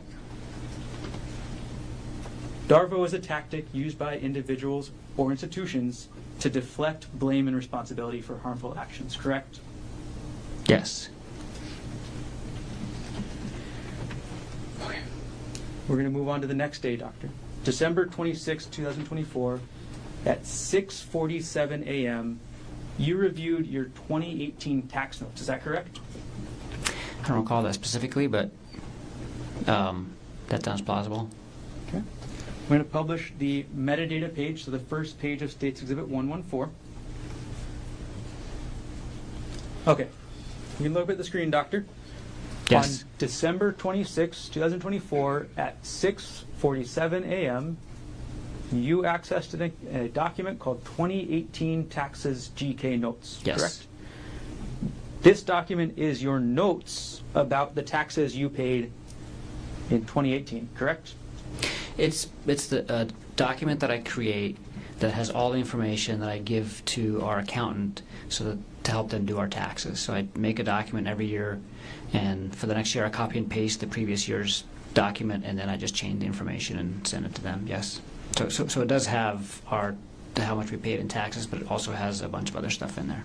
And you said then for the next year, each year you'll copy and paste the last year because obviously you just want to use the most recent year, correct? That's right. But the day after Christmas, you're looking at your notes from 2018, correct? Seems so, yes. And in those notes, you discuss, or you have the information, how much child support you paid in 2018, correct? That's correct. You have how much alimony you paid in 2018, correct? That's correct. You paid about $29,000 a year in child support in 2018, correct? That's right. You paid about $6,000 in alimony in 2018, correct? That's correct. And this was to your ex-wife, Jessica Patella-Ray. Is that right? That's right. Dr. Konig, this is 2018 money we're talking about, right? Yes. Inflation has clearly gone crazy since 2018, right? That's right. So in 2024 dollars, that'd be quite a lot more, right? It would be more. I'm not sure how much more. And actually, I don't know. Child support is a calculation, so I'm not sure if. But yeah, I'm sure they make adjustments for inflation. How much money were you making in 2018 again? Probably $350,000. So you were making less money than you made in 2024, correct? About the same, actually. I took a significant pay cut when I moved to Maui. Dr. Konig, isn't it true that these tax notes that you have say you actually made $446,000 in 2018? If whatever's on the tax notes is accurate, so if I said 350, then I misspoke. Okay. What was the final number? I'll publish the exhibit now, and this is page 2 of the exhibit. Okay. So you made $446,000 in 2018, correct? That's correct. Okay.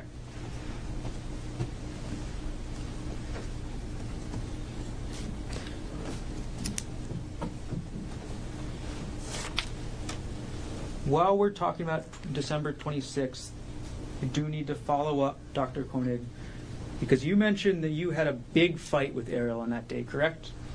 That's correct. The same day you're looking up your tax documents with your alimony and child support, you get into a fight with Ariel. Is that right?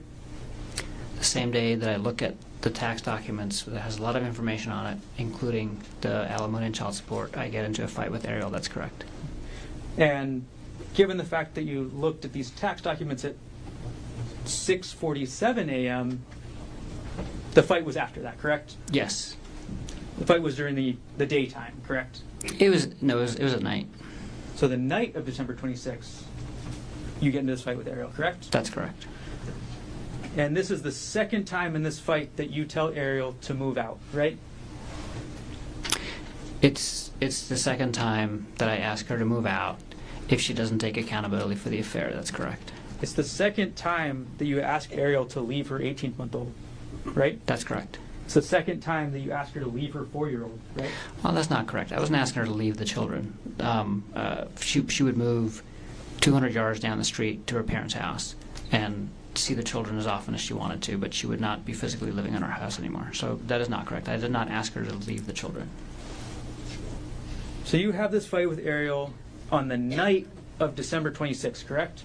Yes. And then, on the morning of December 27th at 6:34 a.m., you look at Ariel's pay stub again, correct? I don't recall that specifically, but it's the end of the year. I was probably looking at a bunch of tax documents and financial things, and I always get up early because I have to get up early for work, so that sounds very plausible. It was the end of the year, and you wanted to look at tax documents. Is that what you just said? That's all I can think of why I was looking at these documents then, is end of year finances. This is 2024, right? Yes, The end of 2024, you want to start preparing your taxes for the year, right? that's correct. And you decide that the best way to prepare for your taxes of the year 2024, we're going to publish dates 125 at page 10. The best way to prepare for your taxes in 2024 is to look at how much money Ariel made in the month of January 2022. I'm sorry, what's the question? This document has nothing to do with how much money you'd pay in taxes in 2024, correct? That's correct.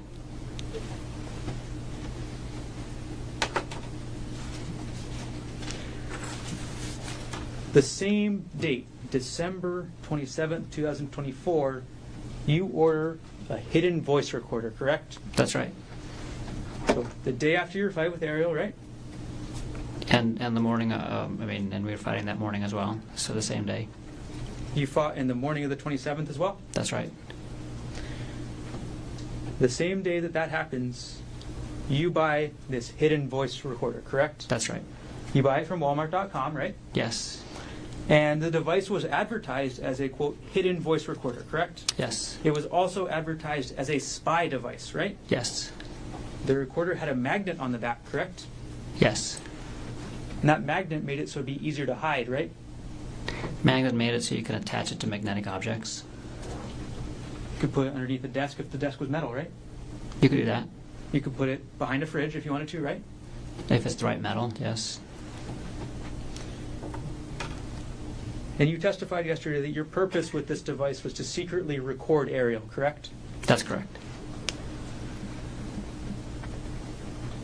This device would also work just as well to leave in her home office. Isn't that correct?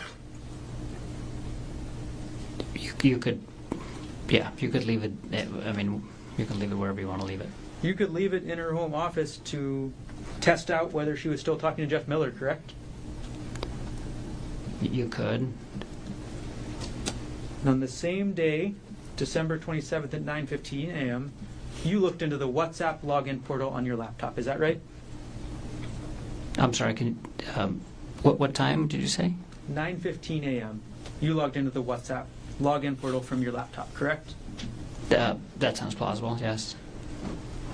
So as you're having this fight with Ariel in the morning, 9:15 around then, you log into WhatsApp, right? Yes. You want to find out who she's been talking to, what she's been saying, right? No. I was logging into my WhatsApp. You want to At find that out point if in Ariel's time, still...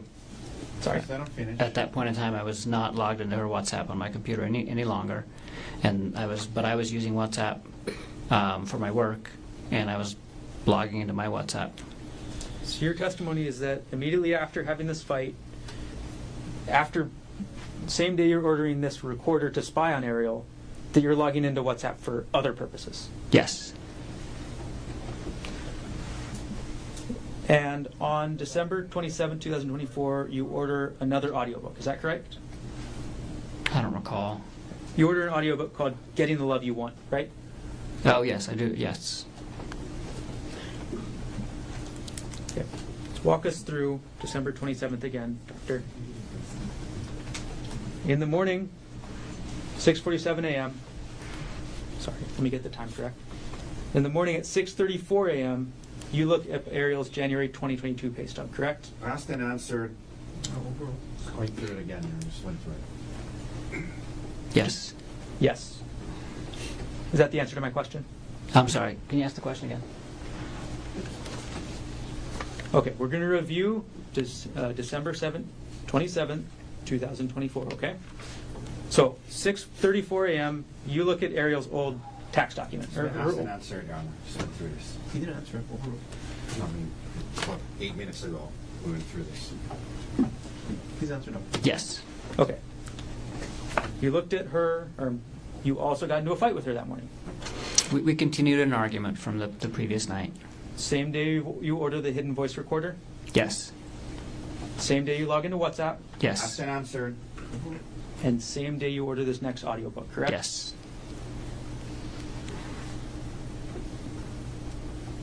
Moving on now to December 29th, 2024.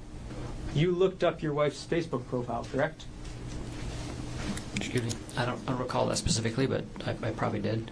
And you specifically went to her friends list, isn't that right? Again, I don't recall that specifically, but I probably did.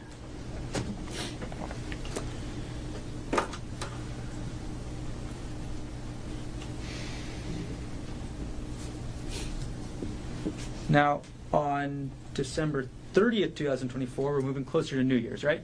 Yes. And on December 30th, 2024, you searched LinkedIn again for Andrea Miller, correct? I don't recall doing that You don't on a recall? specific day, but I do recall looking her up again later in December. Okay, we'll publish Dates Exhibit 109 at page 4. You looked up Andrea Miller on LinkedIn on December 30th, 2024 at 6:49 a.m., correct? Yes. I looked at her contact info. She still hadn't replied to your email, right? That's right. She never called Ari to yell at her, right? She never called Ari to do anything, as far as I know. Actually, she might have. She didn't tell me, but as far as I know, Andrea never called Ari. And then after searching for Andrea on LinkedIn this morning, you canceled your LinkedIn Sales Navigator Core account, correct? That sounds right. I had to cancel it within 30 days, and so I probably went in LinkedIn to cancel the account and then also clicked on Andrea's profile. This is page 5. This is the email confirming your cancellation, correct? Yes. Okay. So, and this is at 6:56 a.m., is that right? That's right. Okay, so you look up her email and then you cancel. You look up her account and then you cancel, correct? Yes. And you say you cancel because you didn't want to pay the fee, is that right? That's right. The only reason I signed up for that feature of the LinkedIn account was to be able to get Andrea Miller's contact info. If you hadn't canceled it, it's in the realm of somewhere about $100 a month, is that right? It's expensive. So you got what you wanted, so you were done. That's right.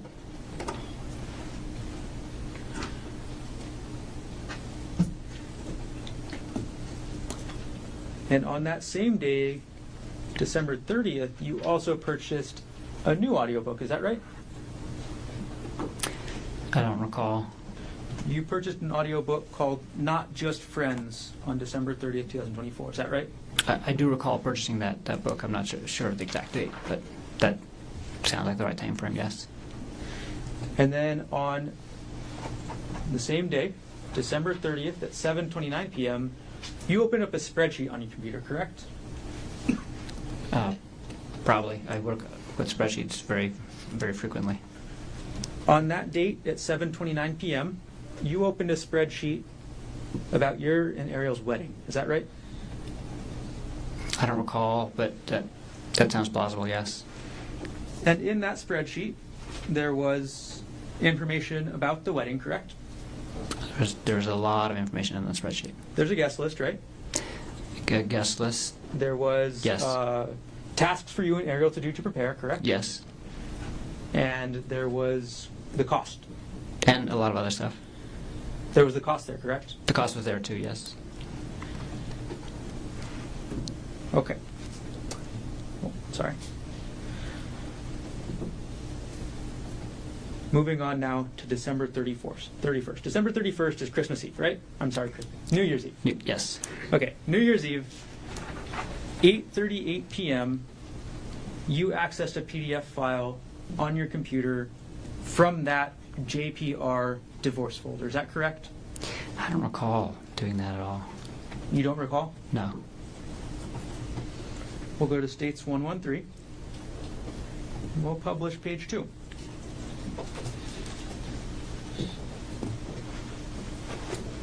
So, on December 31st, 2024, you can see the exhibit, right, Doctor? Yeah. Okay. On December 31st, 2024, at 8:38 p.m., on your computer, this document was opened up, correct? Again, I don't recall opening up this document. I can't think of a reason why I would have opened up this document. Again, it's a credit card statement from 2016 that was part of the hearing on the divorce, but it's not even actually it's not even the document for the divorce hearing. It's just one of the credit card statements, and I have no recollection of opening this document at that time, and don't know why I did that, or if I did it. And that's what I'm saying, because it says file system last access. Like, so does that get triggered when something other than just opening the document happens? Because I don't recall opening up this document at all. You said a lot of that words there, time. but at the end of the day, you don't recall, correct? That's correct. That's Okay. correct. This document is in that same folder we talked about earlier, correct? Yes, This is supportive documents for your 2016 divorce hearing, correct? that's correct.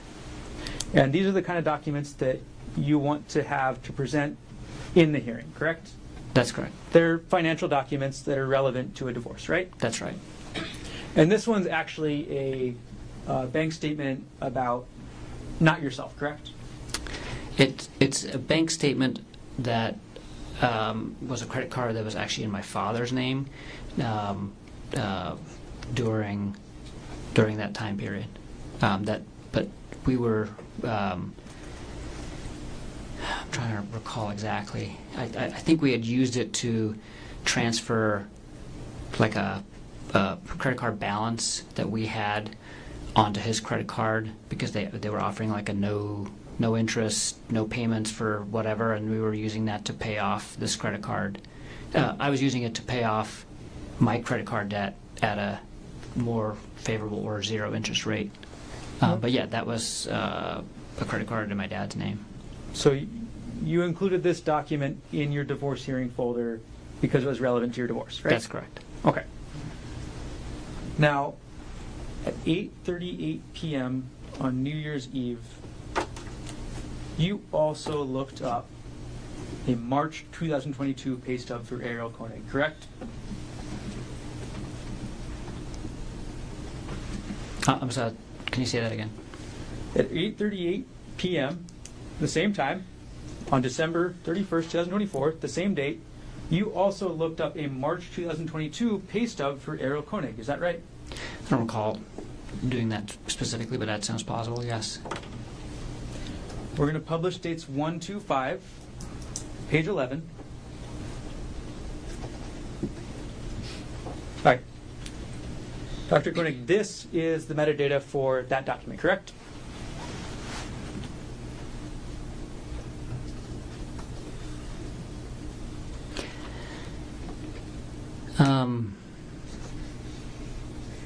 Yes, this is the data for that document, yes. Okay. And the last access date and time is December 31st, 2024 at 8:38 p.m., correct? That's correct. And this document is not in the taxes folder, is that right? Right, which is, it just makes no sense that I accessed this document out of that folder. Dr. Konig, that's not the question. Yes. What was the question? This document is not in the taxes folder, That's correct? correct. Okay. And again, there's no real reason to be accessing this document, correct? There's no reason that I can think of accessing this document out of that folder. I can think of a reason why I was looking at her taxes potentially at the end of the year, but I don't know why I would have never gone to that folder to look for her tax documents, because I have a tax document folder that has all of her tax stuff in it.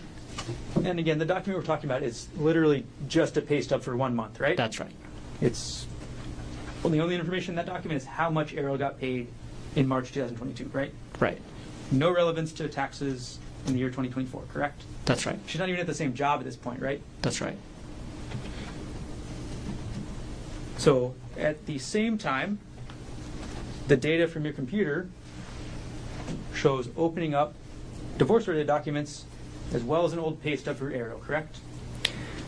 That's correct. How much each person gets paid is very relevant in divorce, right, Dr. Konig? That's correct. And again, this is all 8:38 p.m. on New Year's Eve, right? That's correct.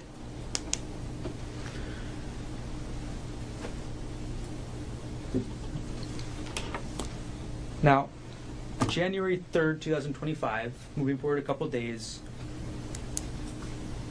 you save a file on your computer with an Excel spreadsheet that has the chats between Ariel Konig and Jeff Miller. Is that right? I don't remember the exact date and time, but I did have a spreadsheet like that, yes. You had a spreadsheet that was essentially the entire chats that they had, correct? Yes.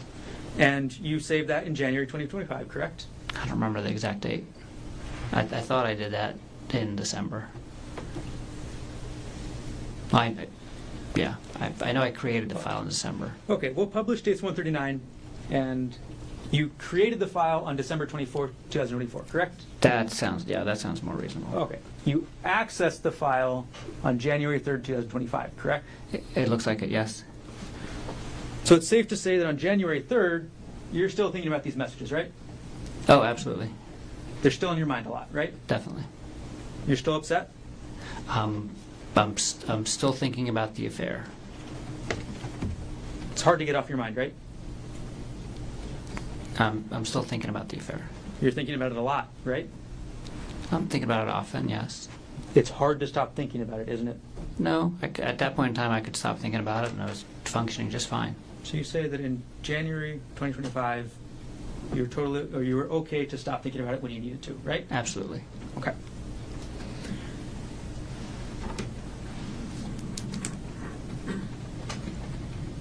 On January 7th, 2025, you purchased another audiobook, correct? I don't recall. We'll put States Exhibit 106 up on the screen. And this is going to be page 6 of 7. On January 7th, 2025, you purchased an audiobook called Not Just Friends, correct?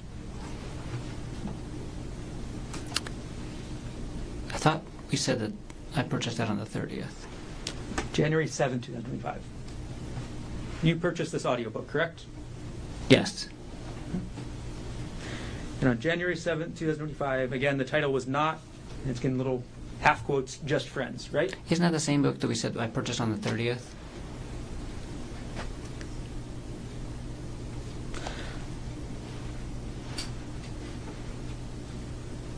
Dr. Konig, you weren't asked about any books on the 30th of December, Okay. were you? I'm sorry. We've been talking about a lot of books and a lot of dates, but I agree. I purchased that book on the 7th.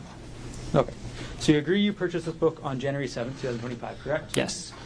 And obviously, when you purchased this book, you were still thinking about the affair, right? Yes. It was still on your mind, right? Yes.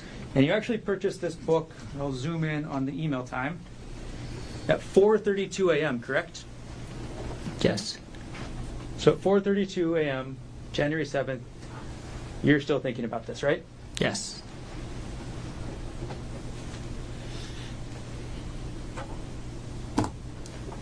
The same day, January 7th, 2025, at 6:59 a.m., you go back into your JPR, Jesse Patella Ray, divorce folder, correct? I have no recollection of going into the divorce folders from my previous divorce during this time. Again, no recollection? No recollection. We're going to publish dates 113 at page 3. Can you take a look at that? Yes. All right. So this is a file name 2012-412 Ghent plane ticks, correct? Yes. The document we're talking about is a plane ticket to go to the city of Ghent in Belgium, correct? Yes. And that's a trip that you and Jesse Patella-Ray took together, right? Yes. And as the metadata shows, the last access date and time, January 7th, 2025 at 6:59 a.m., correct? Yes. This one is not in the supportive documents folder, though, is it correct? Is it? No, it's in the same hearing folder, but it's a folder called Jesse Lived Extravagant Life. Jesse being the woman you were divorcing at the time, correct? Yes. You made a folder called Jesse Lived an Extravagant Life, right? That's correct. You were a little bitter at the time you made this, right? I was feeling a lot of emotions, I guess. I was mostly happy that I was getting divorced. At that time, we had, separated, and we were both, at that time, she was ready to get remarried, actually. And this folder- and I was moving on, and I wasn't really feeling bitter, but the folder name is descriptive of what's in it, not of my feelings at the time, I guess I would say. Okay. You made the name on the folder, right? Yes, And you say it's descriptive of the documents inside, correct? that's correct. So that means the documents inside are your evidence of how extravagant your ex-wife's life was, correct? That's correct. Dr. Konig, isn't it true that this trip in 2012 to Ghent, you went with Ms. Patella-Ray? Yes, You guys went on that trip together, right? yes, And it's in the Jesse Lived Extravagant Life folder, correct? yes. Before I move on to the next date, do you want to take the break or no?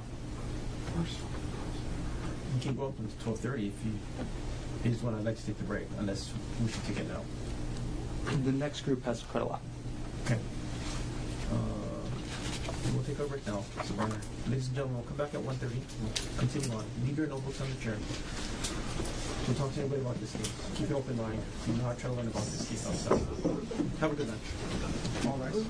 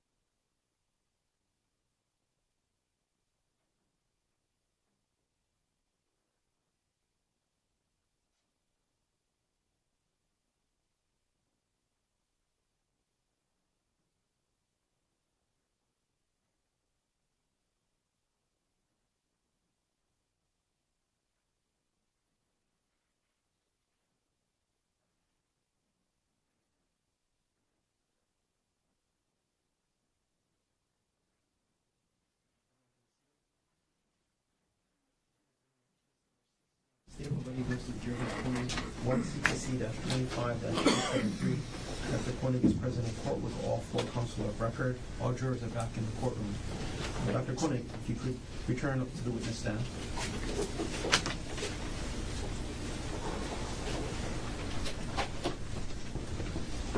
You're still under oath. And Mr. Garner, you may continue on with your cross-examination.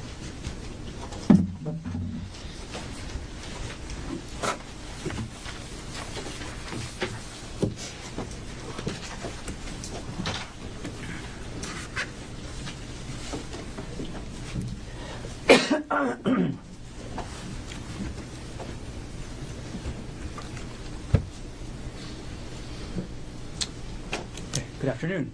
Good afternoon. I'm going to publish State's Exhibit 115, page 1. All right, Dr. Konig, isn't it true that on January 9, 2025, at 9:10 p.m., you used the Microsoft Edge browser to log into Ariel's computer backup?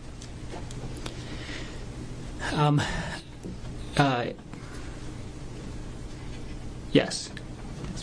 So what you're logging into that this exhibit shows is a backup of Ariel's hard drive created in 2011, correct? No. It's a portable hard drive that she had that had old documents on it. Okay. And you wanted to go into Ariel's old hard drive to look at the documents, right? That's right. And again, January 9, 2025, 9 p.m., correct? Yes. Or 9:10 p.m., correct? Yes. Okay. So, and this is through a program called Memio, right? I don't know what Memio is. All right. Well, regardless, you go in No. and you look at your documents, correct?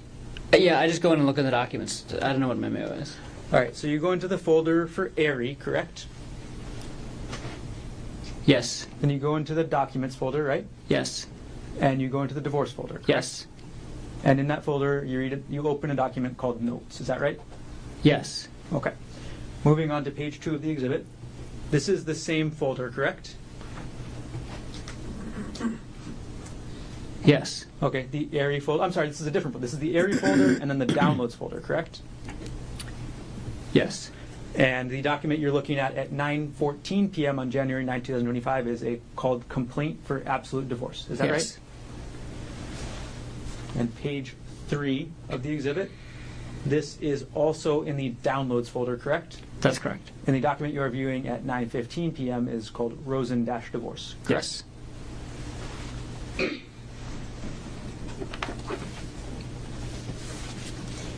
And again, these were all on Ariel's external hard drive, correct? Yes.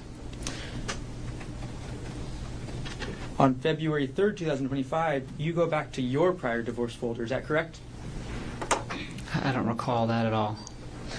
Publishing States Exhibit 113, page 4. On February 3rd, 2025, you go back to your divorce folder from your prior divorce to Jessica Patella Ray. Is that correct? I do not recall doing this at all. And this is, again, looking at the account statement from your father's account that you moved money into for your loan purposes. That's correct? It looks like it's the same credit card. I can't remember if it's the same statement date, but it's that same PK Chase Freedom credit card that we used to transfer a balance into to pay it down. And the last access date and time from the computer system is February 3rd, 2025 at 8:42 a.m., correct? The last access date and time from the computer system is that date and time. That's correct. So between December 14th and February 3rd, there are 4 different accesses to your prior divorce folder on your computer, correct? From the computer system, yes. That you have no recollection of. That I have no recollection of. But you are looking at Ariel's documents on her hard drive about divorce, correct? Yes, I did look at that divorce folder on her portable hard drive on that date and time. And during that time period, you're also looking into Ariel's old pay stubs, right? Yes. You're also looking into your tax notes that include information about how much alimony and child support you paid, right? Again, I don't recall looking at a 2018 tax notes during that time, but that tax document was accessed by the system at that time, and that tax document does include alimony and child support. And you're researching these financial documents and these divorce documents because you want to see how much damage you're going to suffer in a divorce. Isn't that right? That's not right. In January, you also review your wedding documents again. Is that correct? I don't recall. Maybe show me what you're discussing.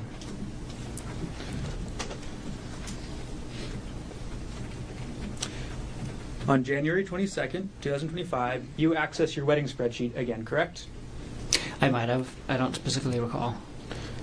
Published dates 124 at page 11.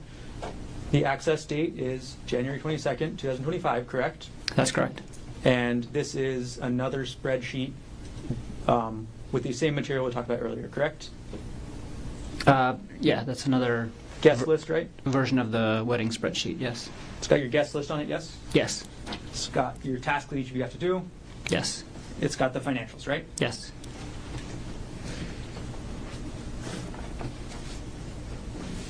And on the same date, January 22nd, 2025, at 3:04 p.m., you view a document called Worthington Konig Wedding Room Block, 9.14.18, correct? I don't remember doing that at all. You have no recollection of I this. have no recollection of doing that. It's the same date as the Excel spreadsheet, right? Yes. We're going to publish dates 124 at page 12. And again, if you can look, the file system last access date, January 22nd, 2025 at 3:04 p.m., correct? Yes, I see that. Okay. And in this document, this is the reservation for the venue of your wedding, correct? That's right. And it specifically shows how much that cost. Isn't that right? I have no recollection of what's on that document. No recollection. Okay, we'll publish to the next page.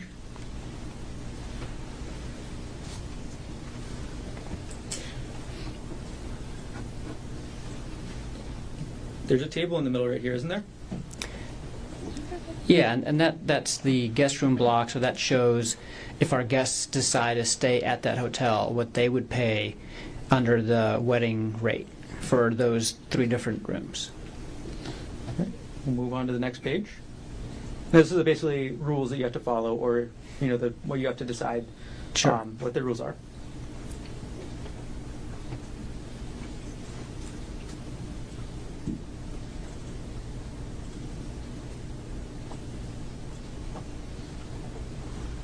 And this has an anticipated revenue section, correct? Yeah, so they had a minimum. So we were holding our wedding at this venue, and they had a minimum revenue that they needed to generate from room reservations from our guests, and that was the minimum. And the overall cost for your wedding was $55,000 approximately, correct? That sounds about right. I don't recall the exact number. Then you were Is looking at- that in that document? Asked that- you in general. No. Oh, I'm just wondering where you got your number from. The overall cost from your wedding is from your spreadsheets, correct? Yes. So you're looking up multiple different spreadsheets with the cost, right? I have no recollection of looking at the wedding room block document. I don't have a recollection of looking at the wedding spreadsheet either, but I could potentially think of a reason why I would have done that. But I've no recollection of opening that wedding room block and have no idea why I would have done that. The next date that you open the wedding spreadsheet is February 24th, 2025. Isn't that correct? I don't remember opening the wedding spreadsheet, but You don't recall? Okay. You also open a document called Final Floral Proposal on March 14th, 2025. Isn't that correct? no, I don't think I did. I don't remember doing that. And if that's related to the wedding, I certainly did not look at the floral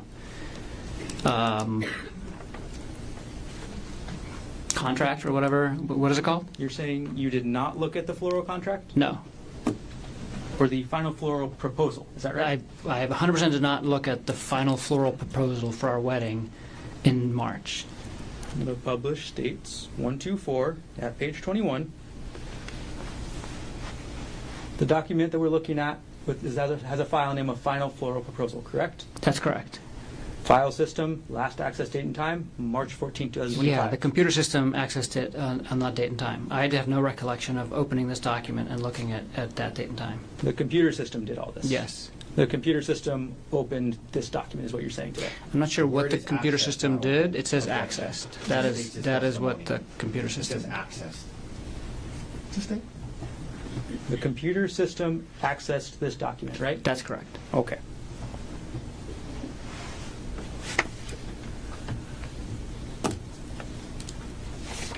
On January 22nd, 2025, you viewed a UBS portfolio detailing your and your wife's retirement accounts, correct? That's correct. And that was a statement from December 2004, correct?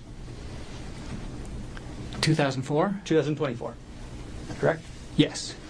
So in December 2024, you get the UBS statement detailing how much you and your wife have in your retirement accounts. Is That's that correct. right? Yes. And you review that on January 22nd, 2025. Yes, I do remember that. And this is actually within a month of getting the statement, right? That's right.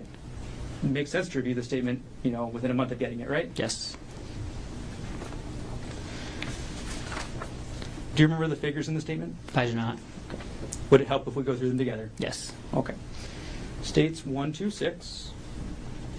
We'll publish, starting with the first page. This is just the metadata, again, that shows you you accessed this on January 22nd, 2025, correct? Yes. And again, statements from December 2024, right? Yes. Okay. We're going to look at a page detailing your Roth IRA, your Roth IRA next, okay? Okay, here's a summary page, correct? Yes. All right, and Gerhardt Konig, you have in this UBS account an Roth IRA value of $8,066.95, correct? That's correct. Ariel Konig has a Roth valued at $74,974, correct? That's correct. Ariel Konig has a second IRA valued at $164,500.76, correct? That's correct. For your account, that's a little over $8,000. Ariel is the sole beneficiary. Is that right? That's right. Anything happens to you, she gets 100%, right? That's right. For Ariel's Roth, the one that's about $75,000, you are the sole beneficiary, right? That's right. Anything happens to Ariel, that money goes to you, correct? That's correct. For Ariel's IRA, valued at $164,000 approximately, you are also the sole beneficiary, correct? That's correct. Anything happens to Ariel, that $164,000 goes to you. Is that That's right?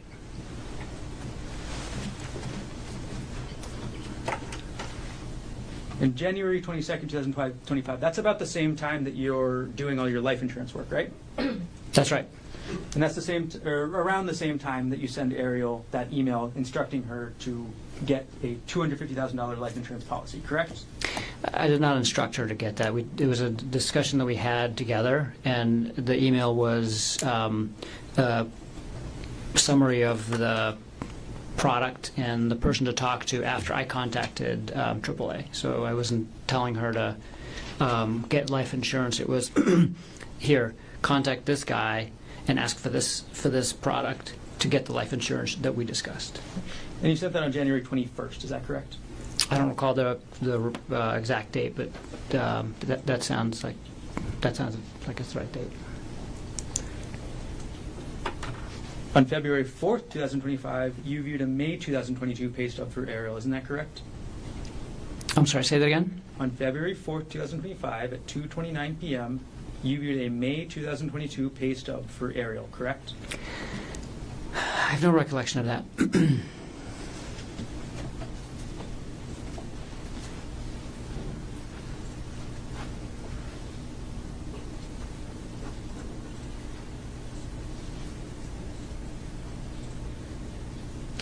We'll publish States Exhibit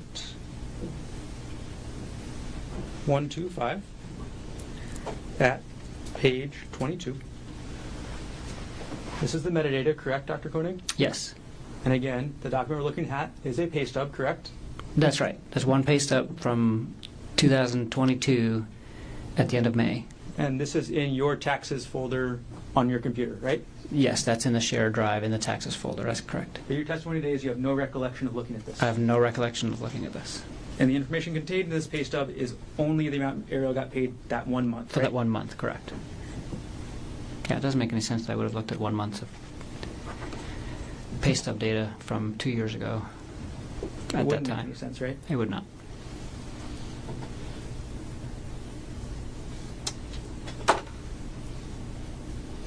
On March 14th, 2025, you viewed a 2018 Wealthfront account statement for Ariel. Isn't that correct? I don't have any recollection of that. It's published States Exhibit 125 at page 24. Now, again, this is about a 2018 statement, correct?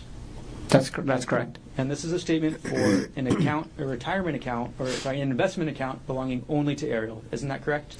Yeah, but I don't even think she still had it at this point in time. So this was a Injection, non-responsive. yeah. I have no recollection. I have no recollection of looking at this document. Ask the question again. This document is from 2018, correct? That's correct. And again, no recollection. No recollection.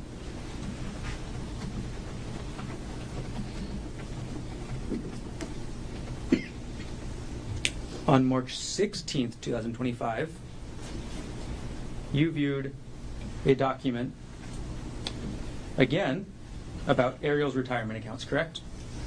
I don't have a. I might have.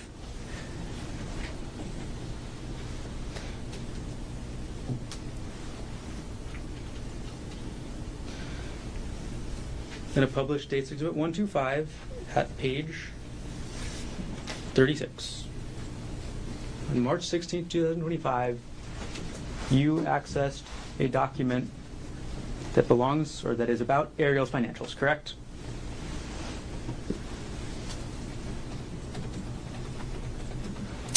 This is on my desktop. I don't know what's in that document. So this document isn't actually even in your taxes folder, right? Right. This is on my desktop. Meaning every time you open up your desktop, you see this document, right? No, I have probably 3 dozen different random documents that just tend to collect on my desktop. If I copy something and email it, sometimes I put it on my desktop for, during that time. I was not aware that this was on my desktop. I'm sure it was. That's the location of it, and I don't remember. I don't remember what this document is at all. This document is again from 2022, right? That's correct. And this is showing how much Ariel had in her Westinghouse retirement account in 2022. Is that right? I can't answer that unless I can look at the document. We'll publish the next page. This is a similar document to one that we viewed this morning, right? Yes. Okay, and it tells you in the top right, which I'll zoom in on, how much Ariel had in her retirement account as of a certain date, correct?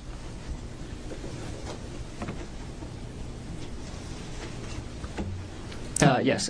It says the total value of that account, and what's the date? The date was, the account summary shows 2022 in November, correct? Oh, yeah. So this document is about Ariel's retirement account from November 2022, correct? That's correct. Yeah, I remember looking at this. I did look at this. Okay, now you do remember looking I at do, this. yes. Okay. And November 2022 is a couple years before March 2025, correct? That's correct.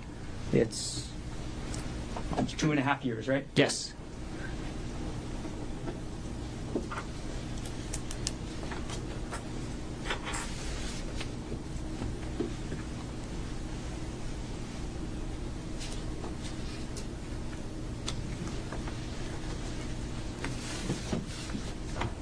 Now, you've been asked about your research into hiking, is that right? That's right. And you testified yesterday that you do a lot of hiking, right? I do. Isn't it true that there are only searches and computer data related to hiking between the dates of February 28, 2025 to March 4, 2025 on that computer? That's correct. Well, objection. There was a search range in the search warrant. Do we speak in objections? There was a search range in the search warrant. His question was about the entire computer. Approach.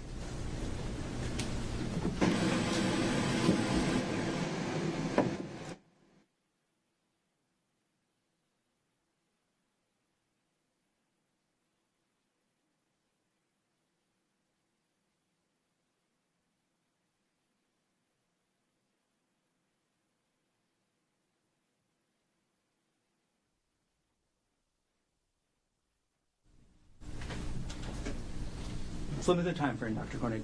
Between December 2024 and March 2025, the only data related to hiking from your computer is for those 5 days, correct? That's correct.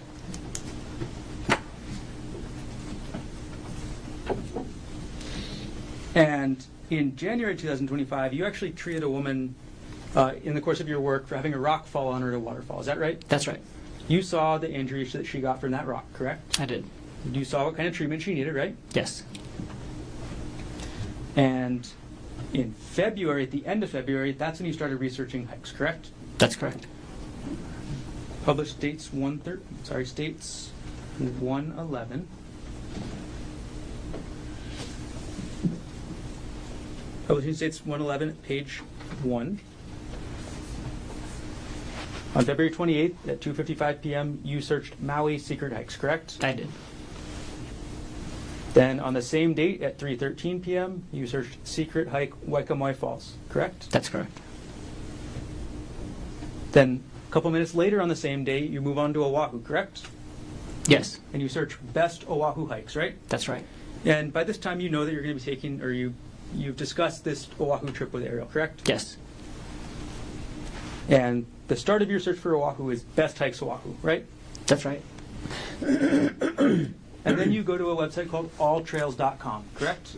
Yes. And you filter to Hawaii first, right? Yes. And then Oahu, correct? Yes. And the title of that website is the 10 best trails and hikes in Oahu. That's right. Okay. The Palipuka Trail is not in those 10 best trails, is it? I can't remember, but I don't think so. Publishing next page to page 5. So February 28, 2025, 3:30 p.m., you click on a YouTube link titled Easy Hike on Oahu, Makapu'u Lighthouse Trail. Is that right? That's correct. Okay. And just a couple seconds later, publishing the next page, again at 3:30 p.m., you click on a different YouTube link for the top 10 easy Oahu hikes for everyone. Is that right? Yes.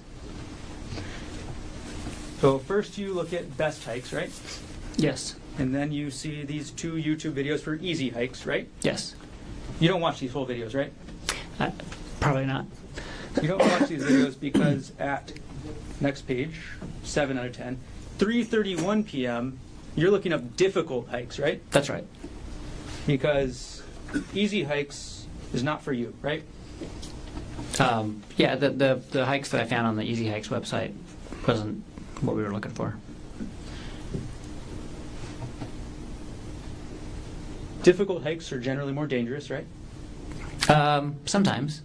Difficult- Sometimes they're just longer. Difficult hikes have rougher terrain, right? Sometimes. Difficult hikes have higher drop-offs, right? Not necessarily. Difficult hikes can have more exposure, correct? They could.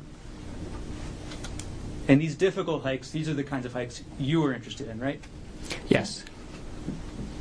Now, your search for difficult hikes brought you to a website called journeyera.com. Is that right? That's right.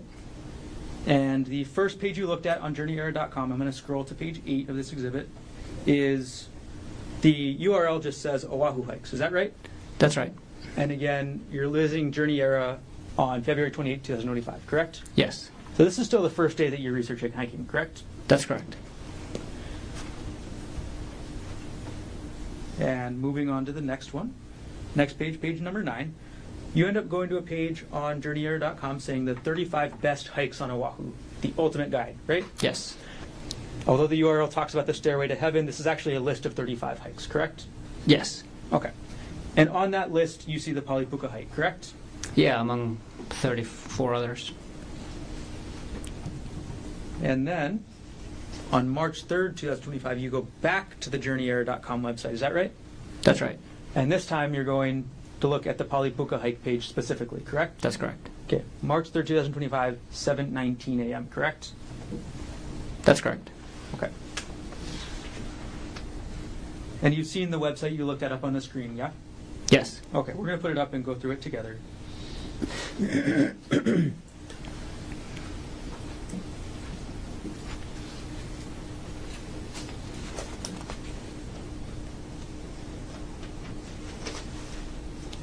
All right, this is the front page of the website, right?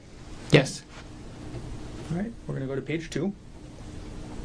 When you read this, you saw that sentence that says, the Pali Lookout itself is a popular tourist spot, but 99% of visitors to the lookout don't hike. They just look over the valley. You saw that sentence, right? I'm sure I did. Yeah. And then you saw the page that describes the hike, isn't that right? That's right. You read the description? Yes. So you read the description that says, the hike isn't necessarily dangerous, but much of the path is on the edge of a huge drop-off. You read that, right? I'm sure I did. And you read the sentence that says, does that make it dangerous? You decide. I'm sure I did. I remember reading this whole article. So you remember reading the whole article? Yes. You remember reading the part that says that the hike spits you out on the edge of a cliff with a huge drop-off. If it says that, then I read that. You remember looking at this picture of the hike, right? Yes. And you see this picture, and this is what you want to do. Yes. This is the hike you want to take Ariel on, right? Yes. Next page.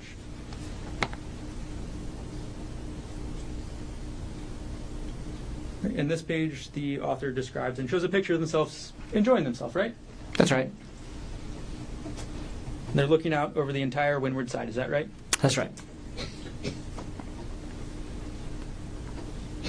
And this picture on this side has the puka, is that right? That's right. And this is at the end of the hike, right?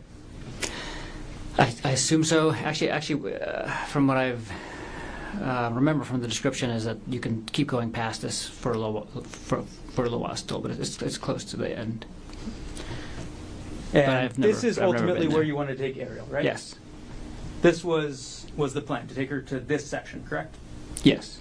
And to take Ariel to this section of the puka, you have to take her through this section, correct? Yes. You have to take her along this trail, along the cliff. Is that right?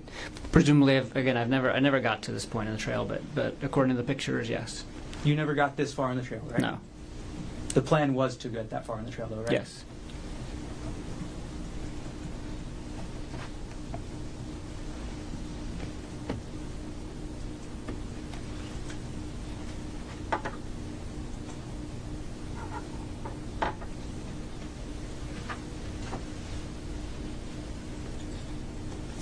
And then you saw the end of the article. Sorry, I'll put it back up. You saw the end of the article where it gives you advice, right? Where it says, be safe going down and take it slow, as it can be slippery and the drop looks very unforgiving. Yes. You read that, right? Yes.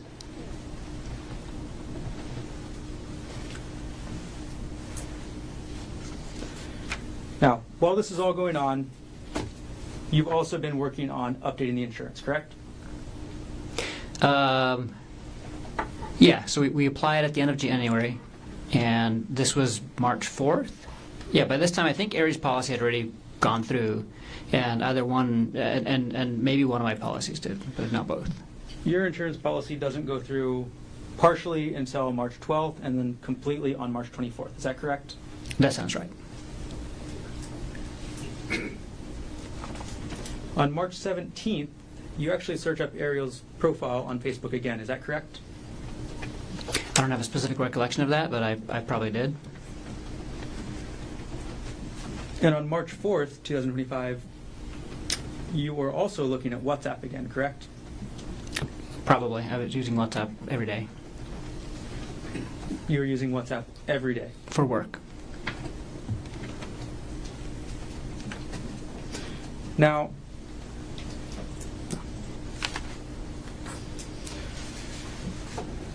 okay, and you testified yesterday about your work bag and the medication that was in it, right? Yes. Okay. And you testified that your work bag is used for when you're on call, correct? That's correct. And you testified that you normally keep medication in there to provide if it's a rush situation, right? Yes. And the medication that you keep there can be dangerous, correct? That's correct. The medication that you keep in that bag can kill somebody, right? I'll have to look at the medication that's in there, but a lot of the medications that I use at work can be lethal if not given appropriately. Well, it's published States Exhibit 98. Can you see the vial on the bottom right of this bag? Yes, I can. Do you need me to zoom in so you can read the label? No, I know what that is. The trade name of this drug is called Diprivan, is that correct? That's correct. The actual name of the drug, or the scientific name, is called propofol, correct? That's correct. Propofol is one of the main drugs that actually, I'll use a non-scientific word, puts you to sleep during anesthesia, correct? It's a very common drug that we use to initiate and sometimes maintain anesthesia. Propofol is rather famous, right? Yes. Propofol is the drug that killed Michael Jackson, is that right? That's right. You've heard of that story, of course? Yes. Okay. It is not a controlled substance, that's correct? That's correct. Okay. And you actually have a controlled substance license yourself, too, right? I do. So you can carry more dangerous drugs than propofol, correct? Yeah, I don't think I can. I think because my controlled substance license doesn't allow me to dispense; it just allows me to administer. And so, all of our controlled substances are controlled at all of the locations where we work, and so we have to check them out and check them back in, and then document all of the vials that we used during the day. I've never taken controlled substances home. I would never. It's not something I want to get into. So I don't even know if it's allowed under my license, but I can administer it.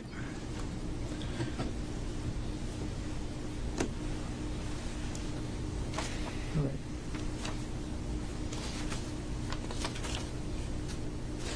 Now, let's take this exhibit down. And let's talk about March 24th, 2025. It was a normal morning, right? Yes. You and Ariel weren't fighting when you woke up at the hotel, correct? No. You gave her that birthday card, right? Yes. And then you and Ariel go to the bakery and get breakfast, correct? No, we went and got breakfast in the hotel. Got it. And then you go to the bakery to get coffee, right? Coffee and pastries, yeah. And then you and Ariel head out in your rental car up to the Poly Puka, is that right? That's right. You drive up the Poly Highway, right? Yes. And you park in the parking lot at the Poly Lookout, correct? That's right. Okay. And you knew from your research into this hike that 99% of the people up at that lookout would not be going on the trail, correct? Yeah, I didn't know the actual amount, but I knew the lookout was popular and the hike was less popular. And that actually said 99% versus 1%, right? Where did what say? The website you researched. the Journey here article. Oh yeah, that did say that.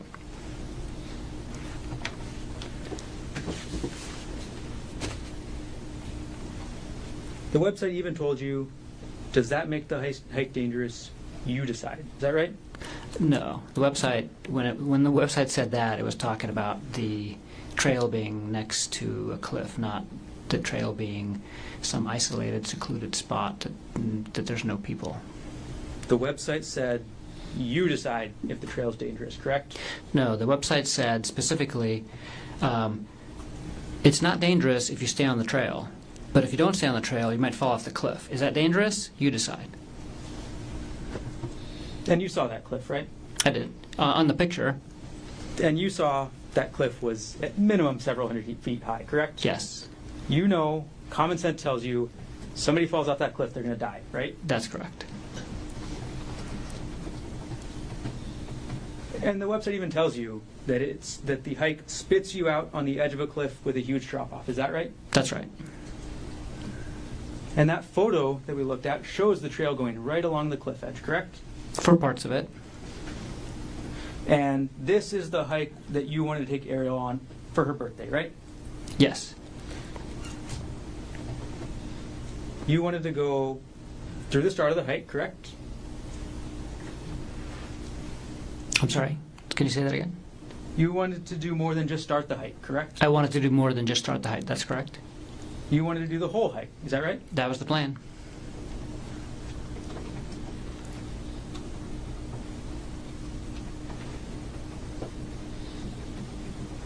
You wanted to take Ariel through that cliffside path that we saw in that photo, correct? Yeah, I wanted to take her on the hike and go with her on the hike and make it all the way to the puka. That was the plan. In Publishing States Exhibit 122, you wanted to take Ariel along this path, right? That's right. Wouldn't you agree that that path is right on the edge of the cliff? Yeah, it's very, very close to the edge of the cliff. It's a narrow path, right? It's a narrow path, and then there's a little narrow strip of grass and rocks, and then there's the cliff.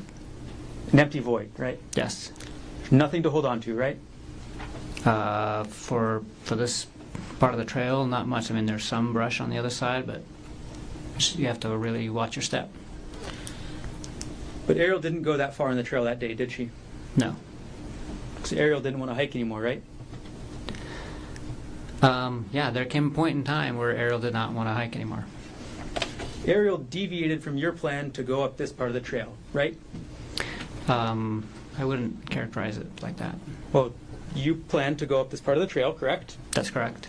And Ariel didn't follow through with that part of the plan, right? Yeah.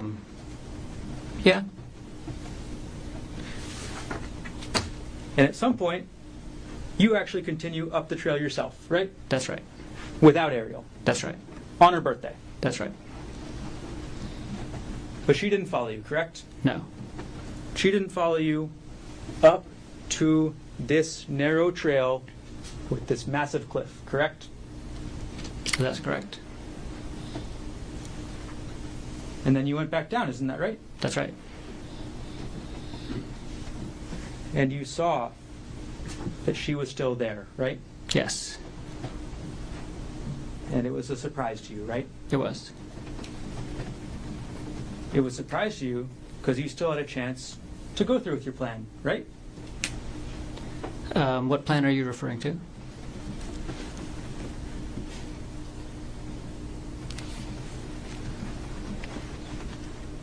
It was a surprise because you still had a chance to go through with your plan to push Ariel off the cliff. Isn't that right? That is not right at all. The area where you and Ariel ended up still had a massive cliff next to it, correct? Yes, The area where you took the selfie had a massive cliff behind it, correct? that's correct. It would work just as well as the area in this photo to push somebody off, correct?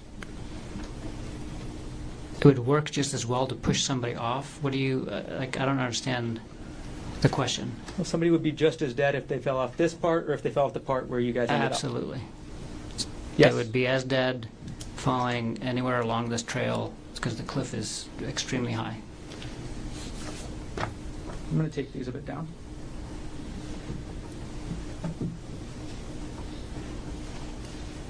Before we get to the final parts of the trail, you testified this morning and you said, please do correct me if I'm wrong here, that you were not sexually demanding of Ariel. Is that correct? That's correct. That is your testimony. Yes, You and Ariel went to couples counseling, isn't that correct? that's correct. And when you went to couples counseling, you testified about the counseling yesterday, right? Yes. Can we And approach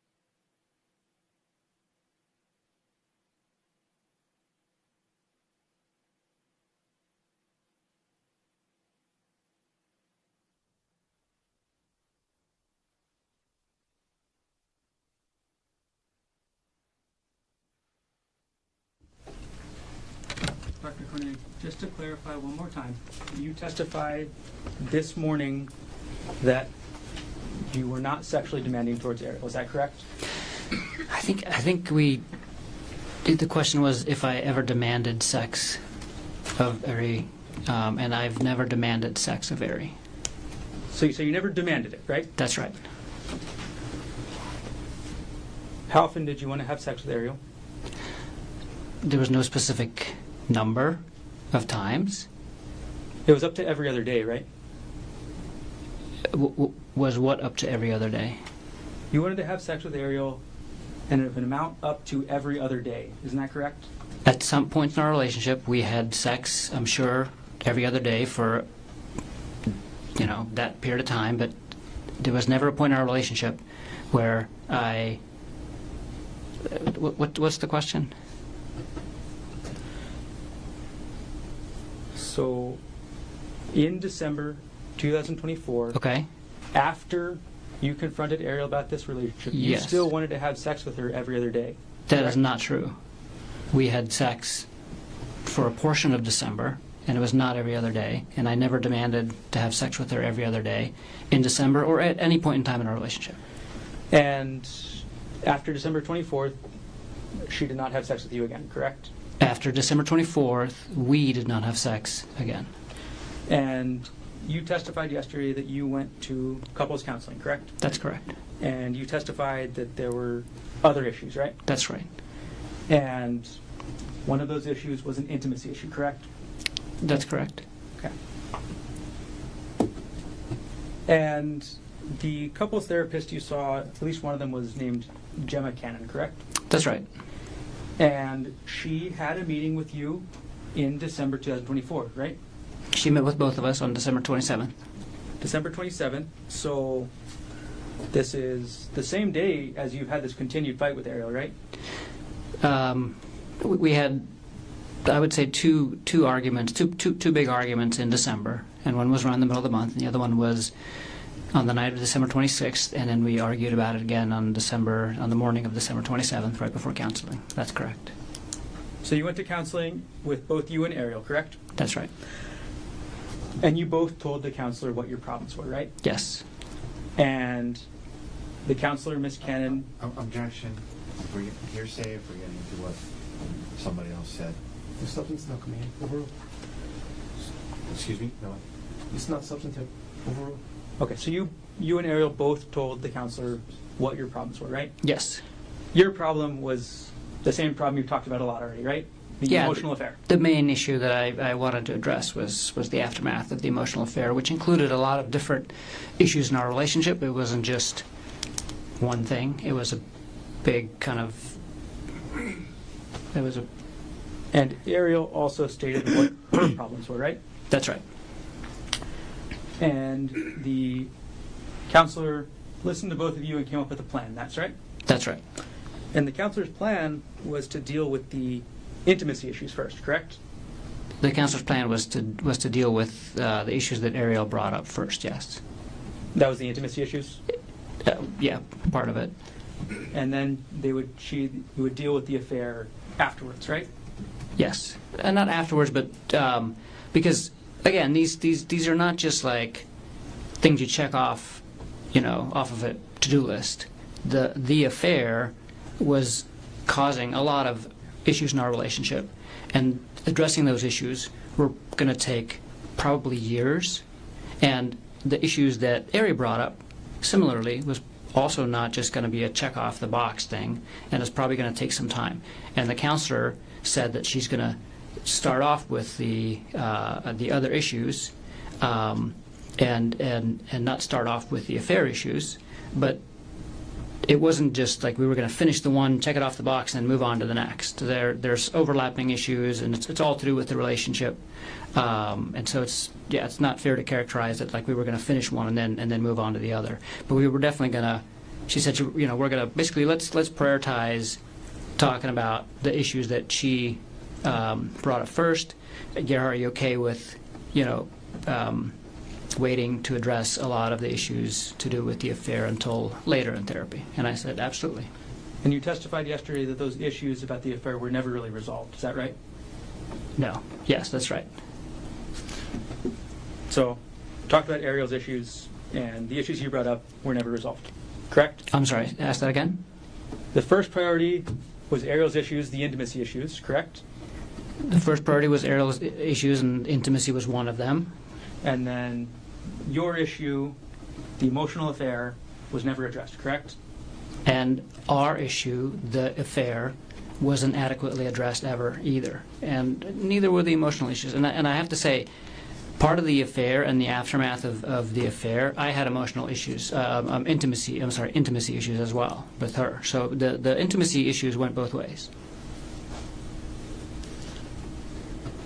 And when we... Just I'm going to ask my next question. Go ahead, sorry.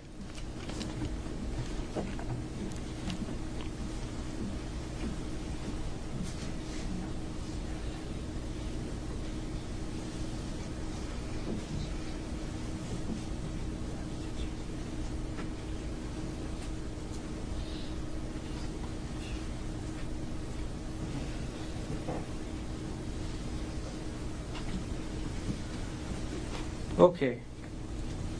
Let's go back to the hike, Dr. Konig. Okay. March 24th, 2025, you testified about the hike yesterday, correct? Yes. You testified that you and Ariel had a massive argument, right? Yes. You testified that on her birthday, Ariel brought up the subject she knew would upset you, right? I'm sorry. You didn't testify to that, but that is what happened, correct? That is what happened, yes. You testified that Ariel brought up that she wanted to go back to work and speak to Jeff Miller again, correct? She was still working, so she wasn't trying to go back to work. She wanted to start traveling with him again. And your testimony is that this is what Ariel decides to bring up on her birthday trip with you, right? Yes. And that she decides to bring this up on the Palipuka Trail, right? That's where she brought it up. That's correct. So you testify that you have this argument, you separate, and then you come back together, right? Yes. You take this selfie right by the cliff, correct? Yes. And then you testified that Ariel pushed you, right? Yes. And you testified that you could barely hold on, right? I almost went off the cliff. And then you turned around and you testified that Ariel was 5 to 10 feet away, right? By the time I turned around, she had backed away, and she was not. And yeah, that was part of why I was concerned that that was a shove and not a accidental thing. And then you approached her, you went towards her. I did. So you think you about get pushed off a cliff, and then you go 5 or 10 feet to get to Ariel, right? I moved towards her, that's correct. And then you say that Ariel pulled you onto the ground, right? That's correct. You're bigger than Ariel, right? Yes. You have at least, or at the time of the offense, or at the time of the incident, you had at least 20 pounds on her, right? Yeah, roughly 20 pounds. You're stronger than her, right? Probably. You're a doctor, so you know that men generally are stronger than women, correct? Yes. It's just a scientific matter of testosterone, right? That's true. But you testify that Ariel managed to pull you to the ground, and she pulled you on top of her, right? That's correct. Okay. Then you testified that Ariel wouldn't let you go from on top of her, right? That's correct. You testified that she wrapped her legs around you, right? She wrapped at least one leg around me, yes. Yesterday you said legs, right? I think I said leg. It was at least one. And you testified that she grabbed your testicles, right? She did. And that she wouldn't let go, right? That's right. All this time, you were on top of her, right? That's correct.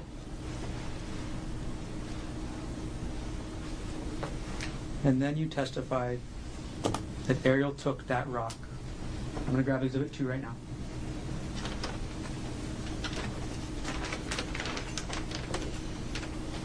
You testified that Ariel took this rock and hit you in the face. Isn't that right? That's right. And you said the first hit, she got me kind of good, right? That's right. And you said she kept trying, right? That's right. And you testified you tried to start blocking it, right? Yes. And you testified she actually got a couple more hits in, right? Yes. So, but you don't know how many hits, right? No. One good hit to the side of your face, correct? That's right.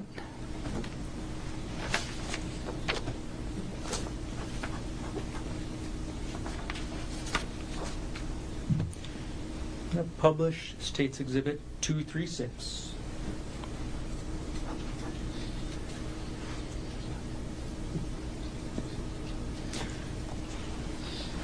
This is a photo of you from March 24th, 2025, correct? That's right.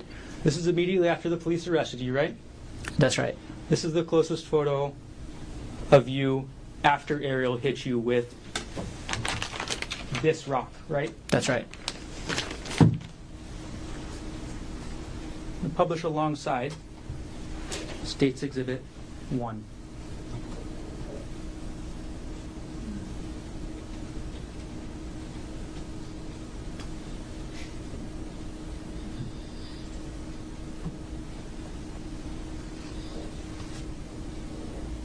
Okay, so on the right side, we have you after Ariel got one good hit with you with the rock, right? That's right. And on the right side, we have you after Ariel kept hitting you with the rock and got a couple other less good hits. Is that right? That's right. On the left side of the screen, you testified that you hit Ariel 2 times, right? That's correct. On the left side of the screen, we have the results that you say you hit her only 2 times, correct? That's correct. Let's move on to the next day. We're going to publish State's, I'm sorry, not the next day. We're going to publish State's D30 on the right side. I'm sorry, Defense 30 on the right side. Okay, look at the right side of the screen, please. This photo on the right side of the screen is you at the hospital, correct? That's correct. You at the hospital on the night of March 24th, 2025, correct? That's correct. This is you at the hospital after Ariel got a good hit on you with this rock, correct? That's right. On the left side of the screen, I'm going to put up States 23.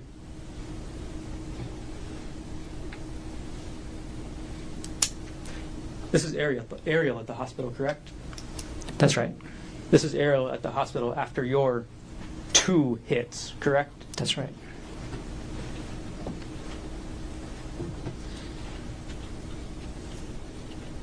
And you say only 2 hits to Ariel, right? I only hit her 2 times.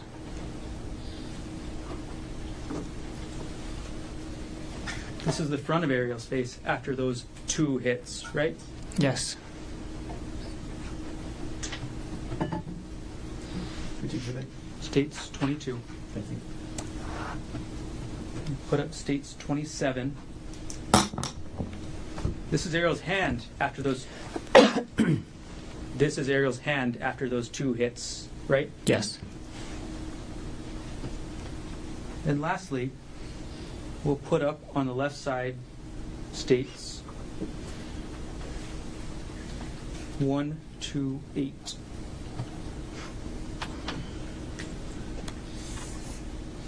On the left side of the screen, that's Ariel on March 25th, 2025, correct? I don't know when that picture was taken, but I'll take your word for it. That's Ariel the day afterwards, right? Like I said, I don't know when that picture was taken, but I'll take your word for it. We'll publish on the right side States 239.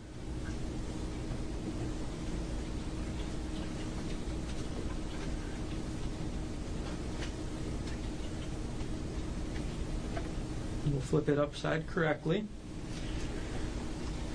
And this is you, again, correct? Yes. This is you on March 25th, 2025, right? I think that was like the night of, like just after midnight, but it was after the previous picture. That's right. This is you one day after Ariel hit you really good with this rock, isn't it? That's right.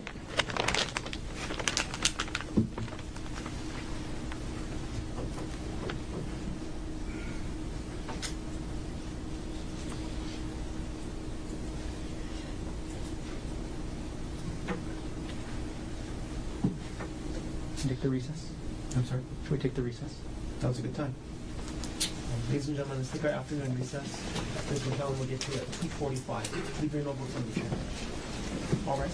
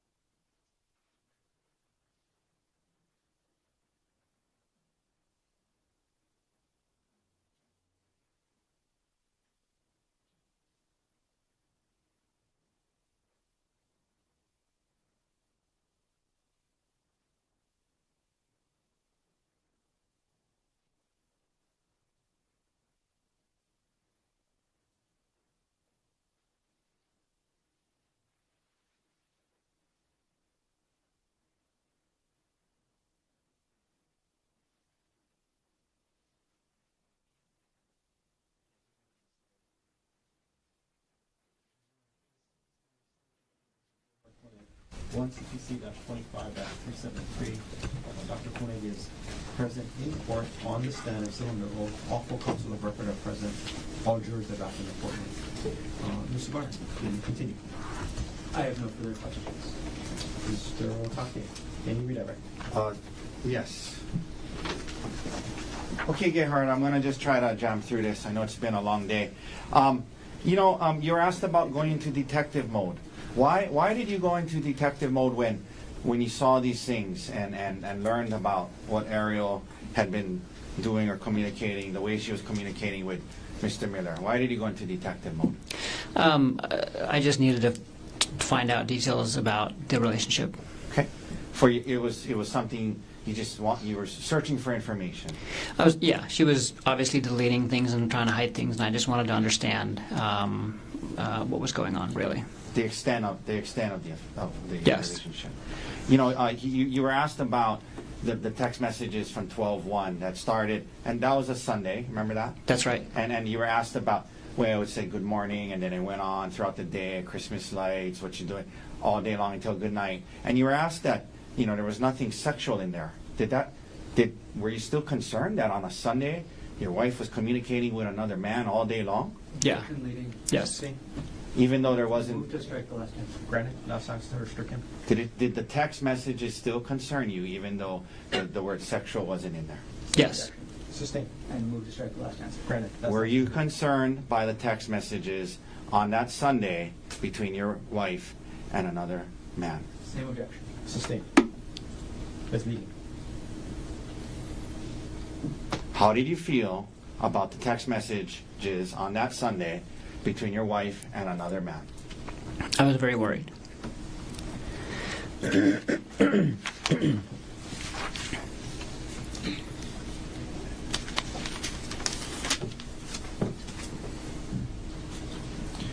Why did you tell Bryant first? Why did you reach out to Bryant? I reached out to Bryant because he was one of my best friends, and I needed advice, and I wanted to give him a heads up about what was going to happen on the trip. Okay. When you and Ariel talked about her quitting her job, what was your interest? My interest was for her to terminate her relationship and her contact with Jeffrey Miller. Were you going to be perfect? Were you okay with her getting another job? Absolutely.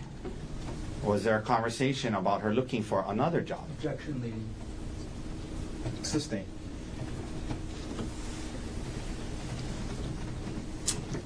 Did you and Ariel talk about what would happen if she quit her current job? Yes. And what did you guys discuss? She was going to look for another job. Okay. You were asked a lot about her this conversation about her moving out and then not. Initially, what was your thoughts about her moving out? Initially, when you found out about it in San Luis Obispo? I would have preferred if we could deal with the affair in an isolated environment, and so it would have been preferable if she had moved out. Did you eventually change your thoughts on that? Yes. Okay.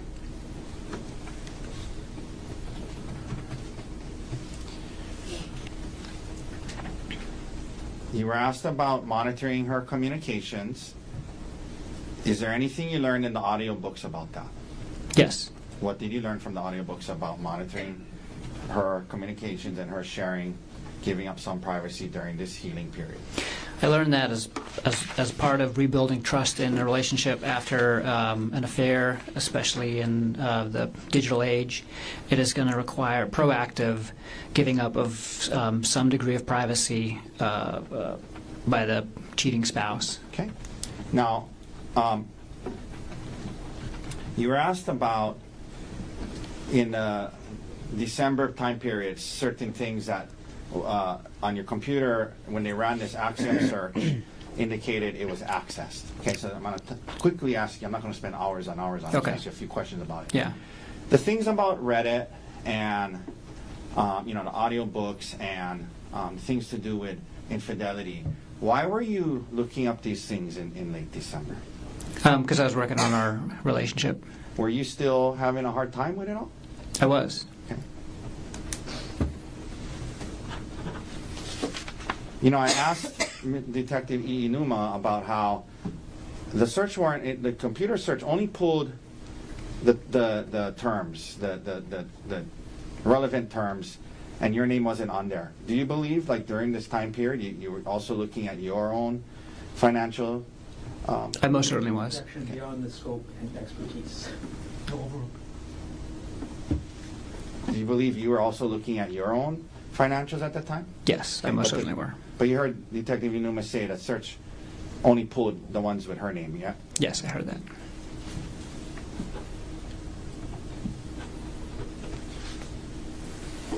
You mentioned at the end of the year, sometimes you were saying, you're asked about, I just want you to explain it more. So at the end of the year, when you're doing some tax planning, would you commonly look through certain files?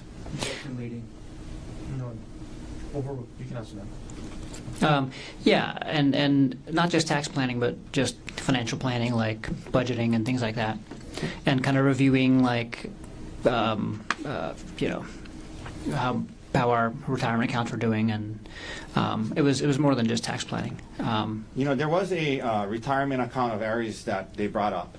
So Yes. I wanted to ask you, I think you're trying to explain, but why do you have a recollection of why you might have been looking at her retirement account? Yeah, so she had Tell the jury why. she had like almost $200,000 in her retirement, and when we purchased our house, we purchased it through UBS actually. So they actually do home loans as well, and as part of that, they convinced us to move all of her retirement into one of their accounts, which is a managed account. So they charge a fee on it, and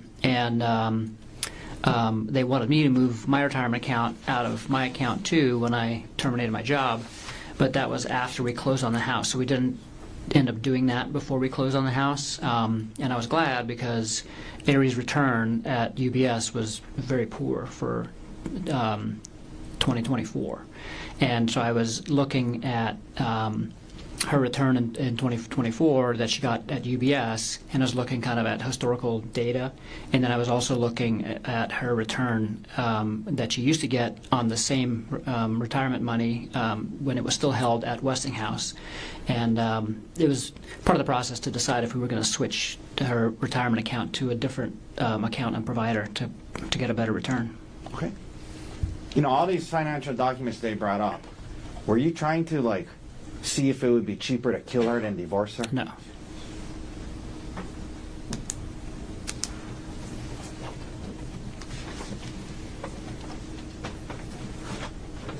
You mentioned Darvo and what that meant. Why did that term resonate with you?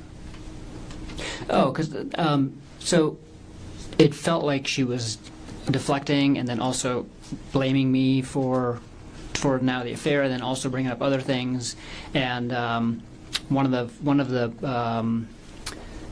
threads that I read in Reddit talked about that idea, and then it used that acronym, and so then I was like, oh. What is this? So I looked up the acronym, and that's what it was. And so then I searched that acronym on Reddit to kind of get more information about people dealing with that specific issue. You were asked about the 2018 Word document about the 2018 taxes and about the child support and alimony. Well, we talked about this the other day, so just really quickly, what other information was on there? Oh, everything to do with our taxes. So, yeah, I don't know if you want to go into specifics, but...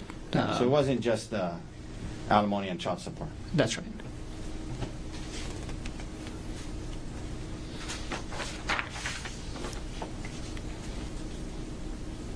Do you typically wake up early in the morning? Yes.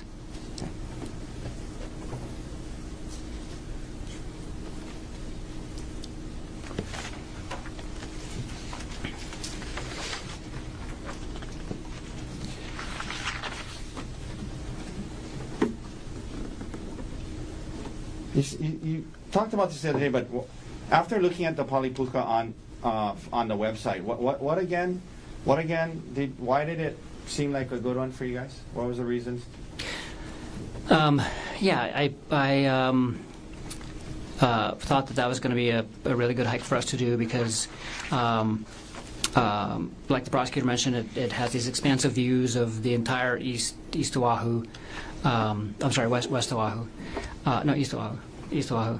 And that was kind of one of our goals, is to kind of explore the island, but kind of see it, so we can get an idea of what the island looks like.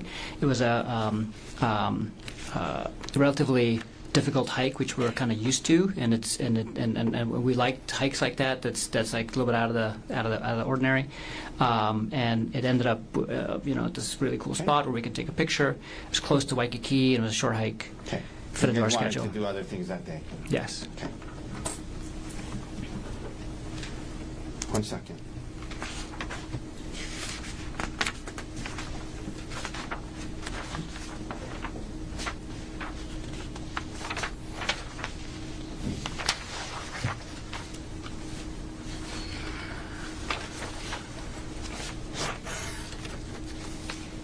Now,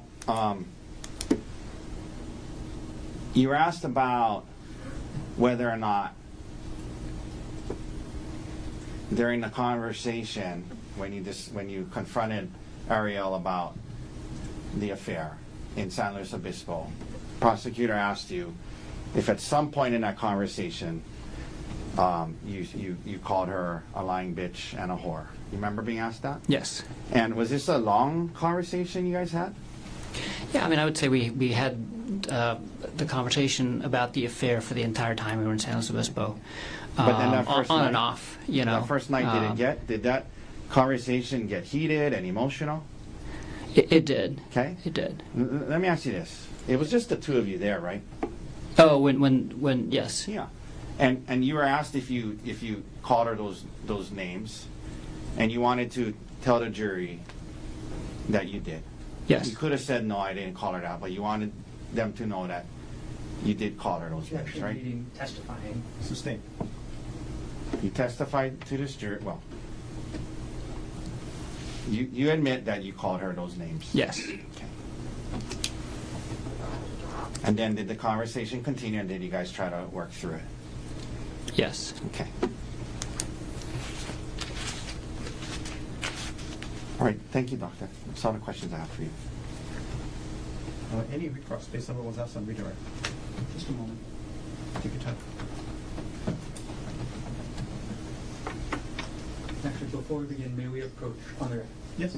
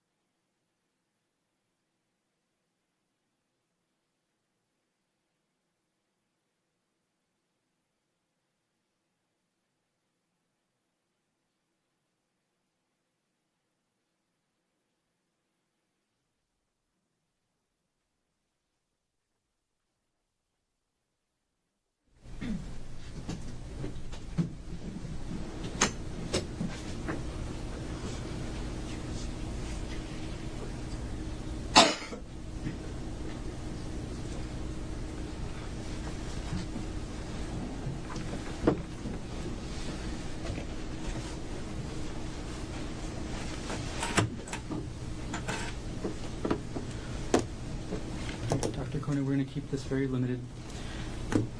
I'm going to go through two situations. Situation one, if Ari divorces you, you're likely going to be paying child support, correct? Yes. And you know from your last marriage, that's very expensive, right? It's not that expensive, but You paid almost $30,000 a year in 2018, correct? it's not a reason why I wouldn't divorce her if we had a good reason for it. That's all I'm saying.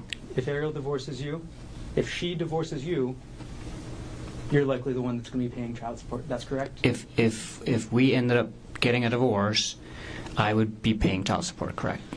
If Ariel ends up divorcing you, you don't get anything from her life insurance, correct? If Ariel, if we get divorced, neither one of us gets either one of our life insurances.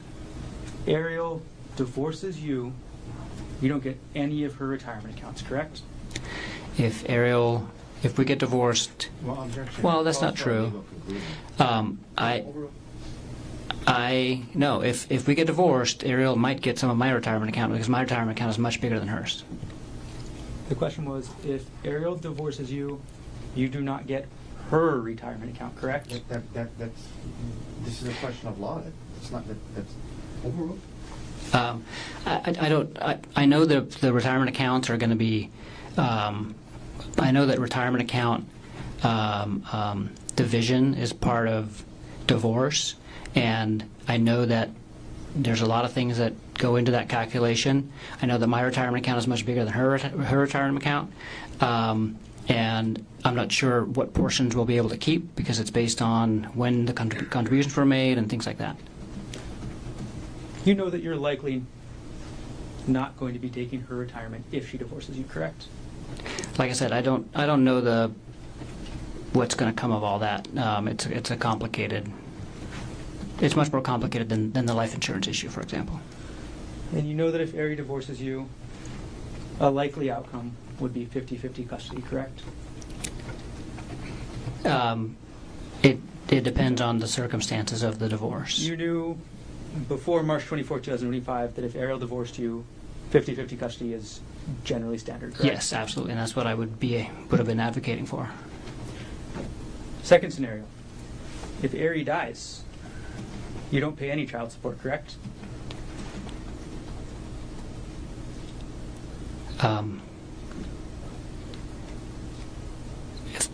If Ari died when? If Ariel Konig dies, you're not going to be paying her any child support, correct? If Ari dies, and yes, I would not be paying a dead person child support. Yes. If Ariel dies, you get the $250,000 life insurance policy she took out, correct? Yes. That your suggestion, correct? Not my suggestion to take out the life insurance policy. It was a joint decision. If Ariel dies, you get $250,000 from her retirement, correct? Yes. As the sole beneficiary, correct? Yes. If Ariel dies, you get full custody of the kids, right? If Ariel dies, I'm the only parent left. Yes. No further questions. Mr. Tucker? If you get convicted of this charge, Objection. she gets full custody. Approach.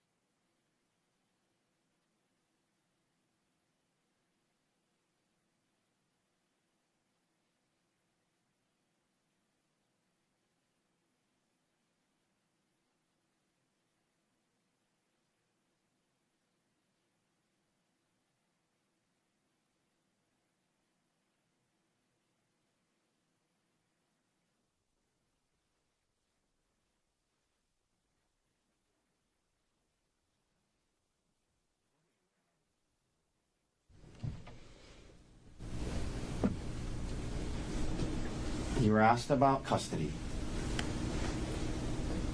Yes. You love your boys? Yes. More than I can describe. Excuse me? More than words can describe. Do you want to fight Ariel for 50-50 custody in the divorce? Absolutely. Okay. You were asked about how if she died, you would have got $250,000. How much money would Ariel have gotten if you died? Over $2 million, including the life insurance and the retirement. Let's talk about that. How much life insurance did you take out on your life for her? $1.5 million. And that was in this January to March time period? Yes. During that time period, you decided to take out $1.5 million of life insurance on your life for her, right? Yes. You had more retirement than her? Yes. And if you died, that would go to her. Yes.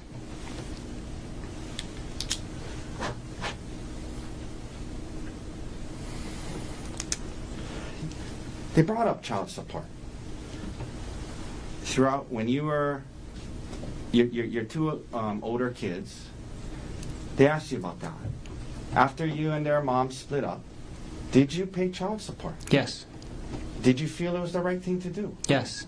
Did you want to do that for your kids? Yes.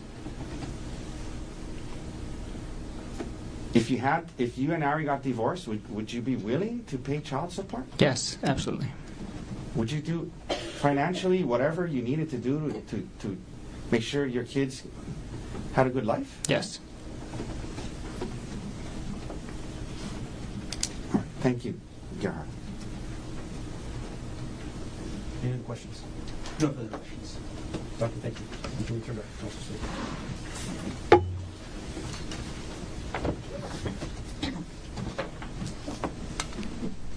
Mr. Otake, does the defense wish to present any other evidence? Can we approach? Sure, come on up.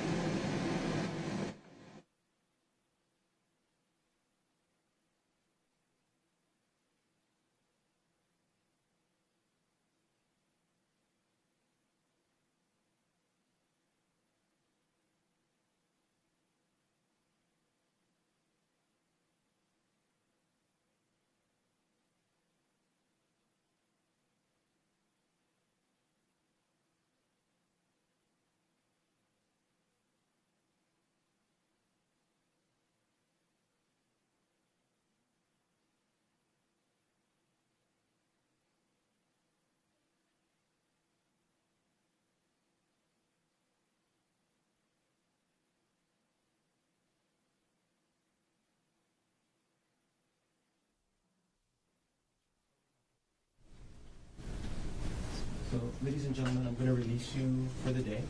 It's a long weekend. I think we all could use the long weekend. I hope we get some rest this weekend. I'm going to have you come back on Tuesday. We'll start up at 9 o'clock on Tuesday. That is April 7th. And based on my discussions with the attorneys, we expect to wrap up the presentation of evidence on Tuesday. And the case will be submitted to the jury sometime on Tuesday for deliberations. So that's what we're looking at in terms of the schedule. I know it feels like a long road, but we're actually ahead of schedule. So I do hope you have a good, restful weekend. Again, there's a lot of coverage. Don't watch any of the coverage. If it's on when you're having dinner, turn off the TV, walk out of the room. Again, your decision must be based on the evidence presented here in court, so the same three rules apply. Don't talk to anybody about this case. Keep an open mind. Do not try to learn about this case outside of the courtroom. All of you, have a safe drive home. Have a good long weekend. We'll see you on Tuesday. All rise.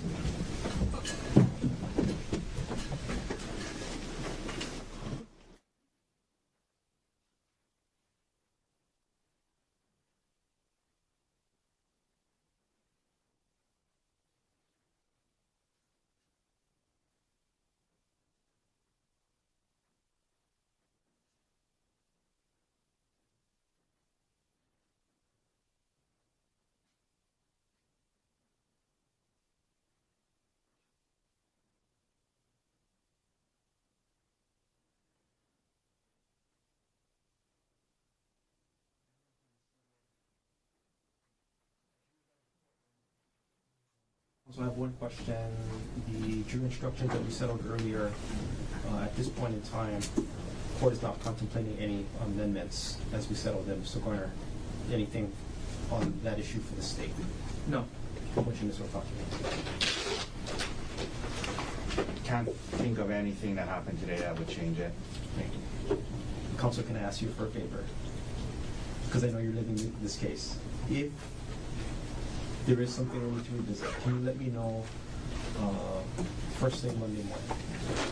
So it doesn't delay any of our proceedings on Tuesday. Yes, absolutely, Your Honor. Mr. Garner, anything else you want to take up on record before we adjourn for the week? I may want to revisit the tailoring issue I made in terms of closing them. You want to take that up now? Sure. I mean, the cases that I'm aware of so far are Walsh and Walsh is the main one, right? Walsh is the most recent one, and that involved the prosecution essentially arguing in closing argument that the defendant can't be trusted because they've sat through and locked in on trial. I understand that is not allowed. Right, it's contrary to the instructions, right? Yes. That being said, the defendant in this case did testify to some very specific legal terms, especially regarding EMED, which I do want to be able to comment on. Just to be clear, I mean, our position is EMED should not be given, and we're telling the jury it did not apply. And when he said that, yeah, I was in a severe emotional state, he was talking about after the fact, not when he did what he did. I asked him, how did you feel immediately after this? He said, I was in a severe emotional state. So that, like, if he's suggesting that he said that to try and get convicted of EMED, that's ridiculous. Because number one, we're saying EMED should not be given. We're telling the jury that it should be disregarded. And number three, the comments he made about being in that state was after the fact. Obviously, for EMED to apply, you have to be in that state during the incident. So, And that's the only tailoring argument that you're considering, Mr. Garner? What you say make it sounds like I should be considering more, but that's the only one on my mind at the moment. I'm not suggesting you should be considering more, but because my general inclination is to keep it out at this point in time. And so I wanted to know if you had more, because I will go back in and I will reread Walsh and anything else connected with tailoring to see if it changes my initial inclination, but that's what it is right now. Understood. Thank you for sharing. And just to get into that a little further, number one, nothing in the evidence had to do with EMED or the standard for it, right? So it's not like he would have heard that throughout the trial, okay? Hypothetically speaking, if there ever was something to do with that, arguably someone in that position would have learned about that through his attorney. So now you're getting into attorney-client privileged communications. Well, that's not true, because we were all here when we settled jury instructions and we had a long discussion about State versus Perez and State versus Moore. But again, my inclination is to not allow the Taylor argument. And if we need to take it up, but I'm happy to make a record. Well, I respectfully, when you say that's not true, I'm not going to get into my communications with him, obviously. But obviously, any attorney who does this work would have had discussions about it before settling jury instructions. So I understand when you say that's not true, what you're saying is he could have also learned it from other places. But here in open court, when we settled jury instructions, I'm pretty sure Dr. Konig was here. I understand that. I'm just suggesting when you start getting into what a person may or may not know legally, you're getting into communications with their attorney, regardless of if the same subject matter was discussed later. Mr. Otake, anything you want to take up before we adjourn?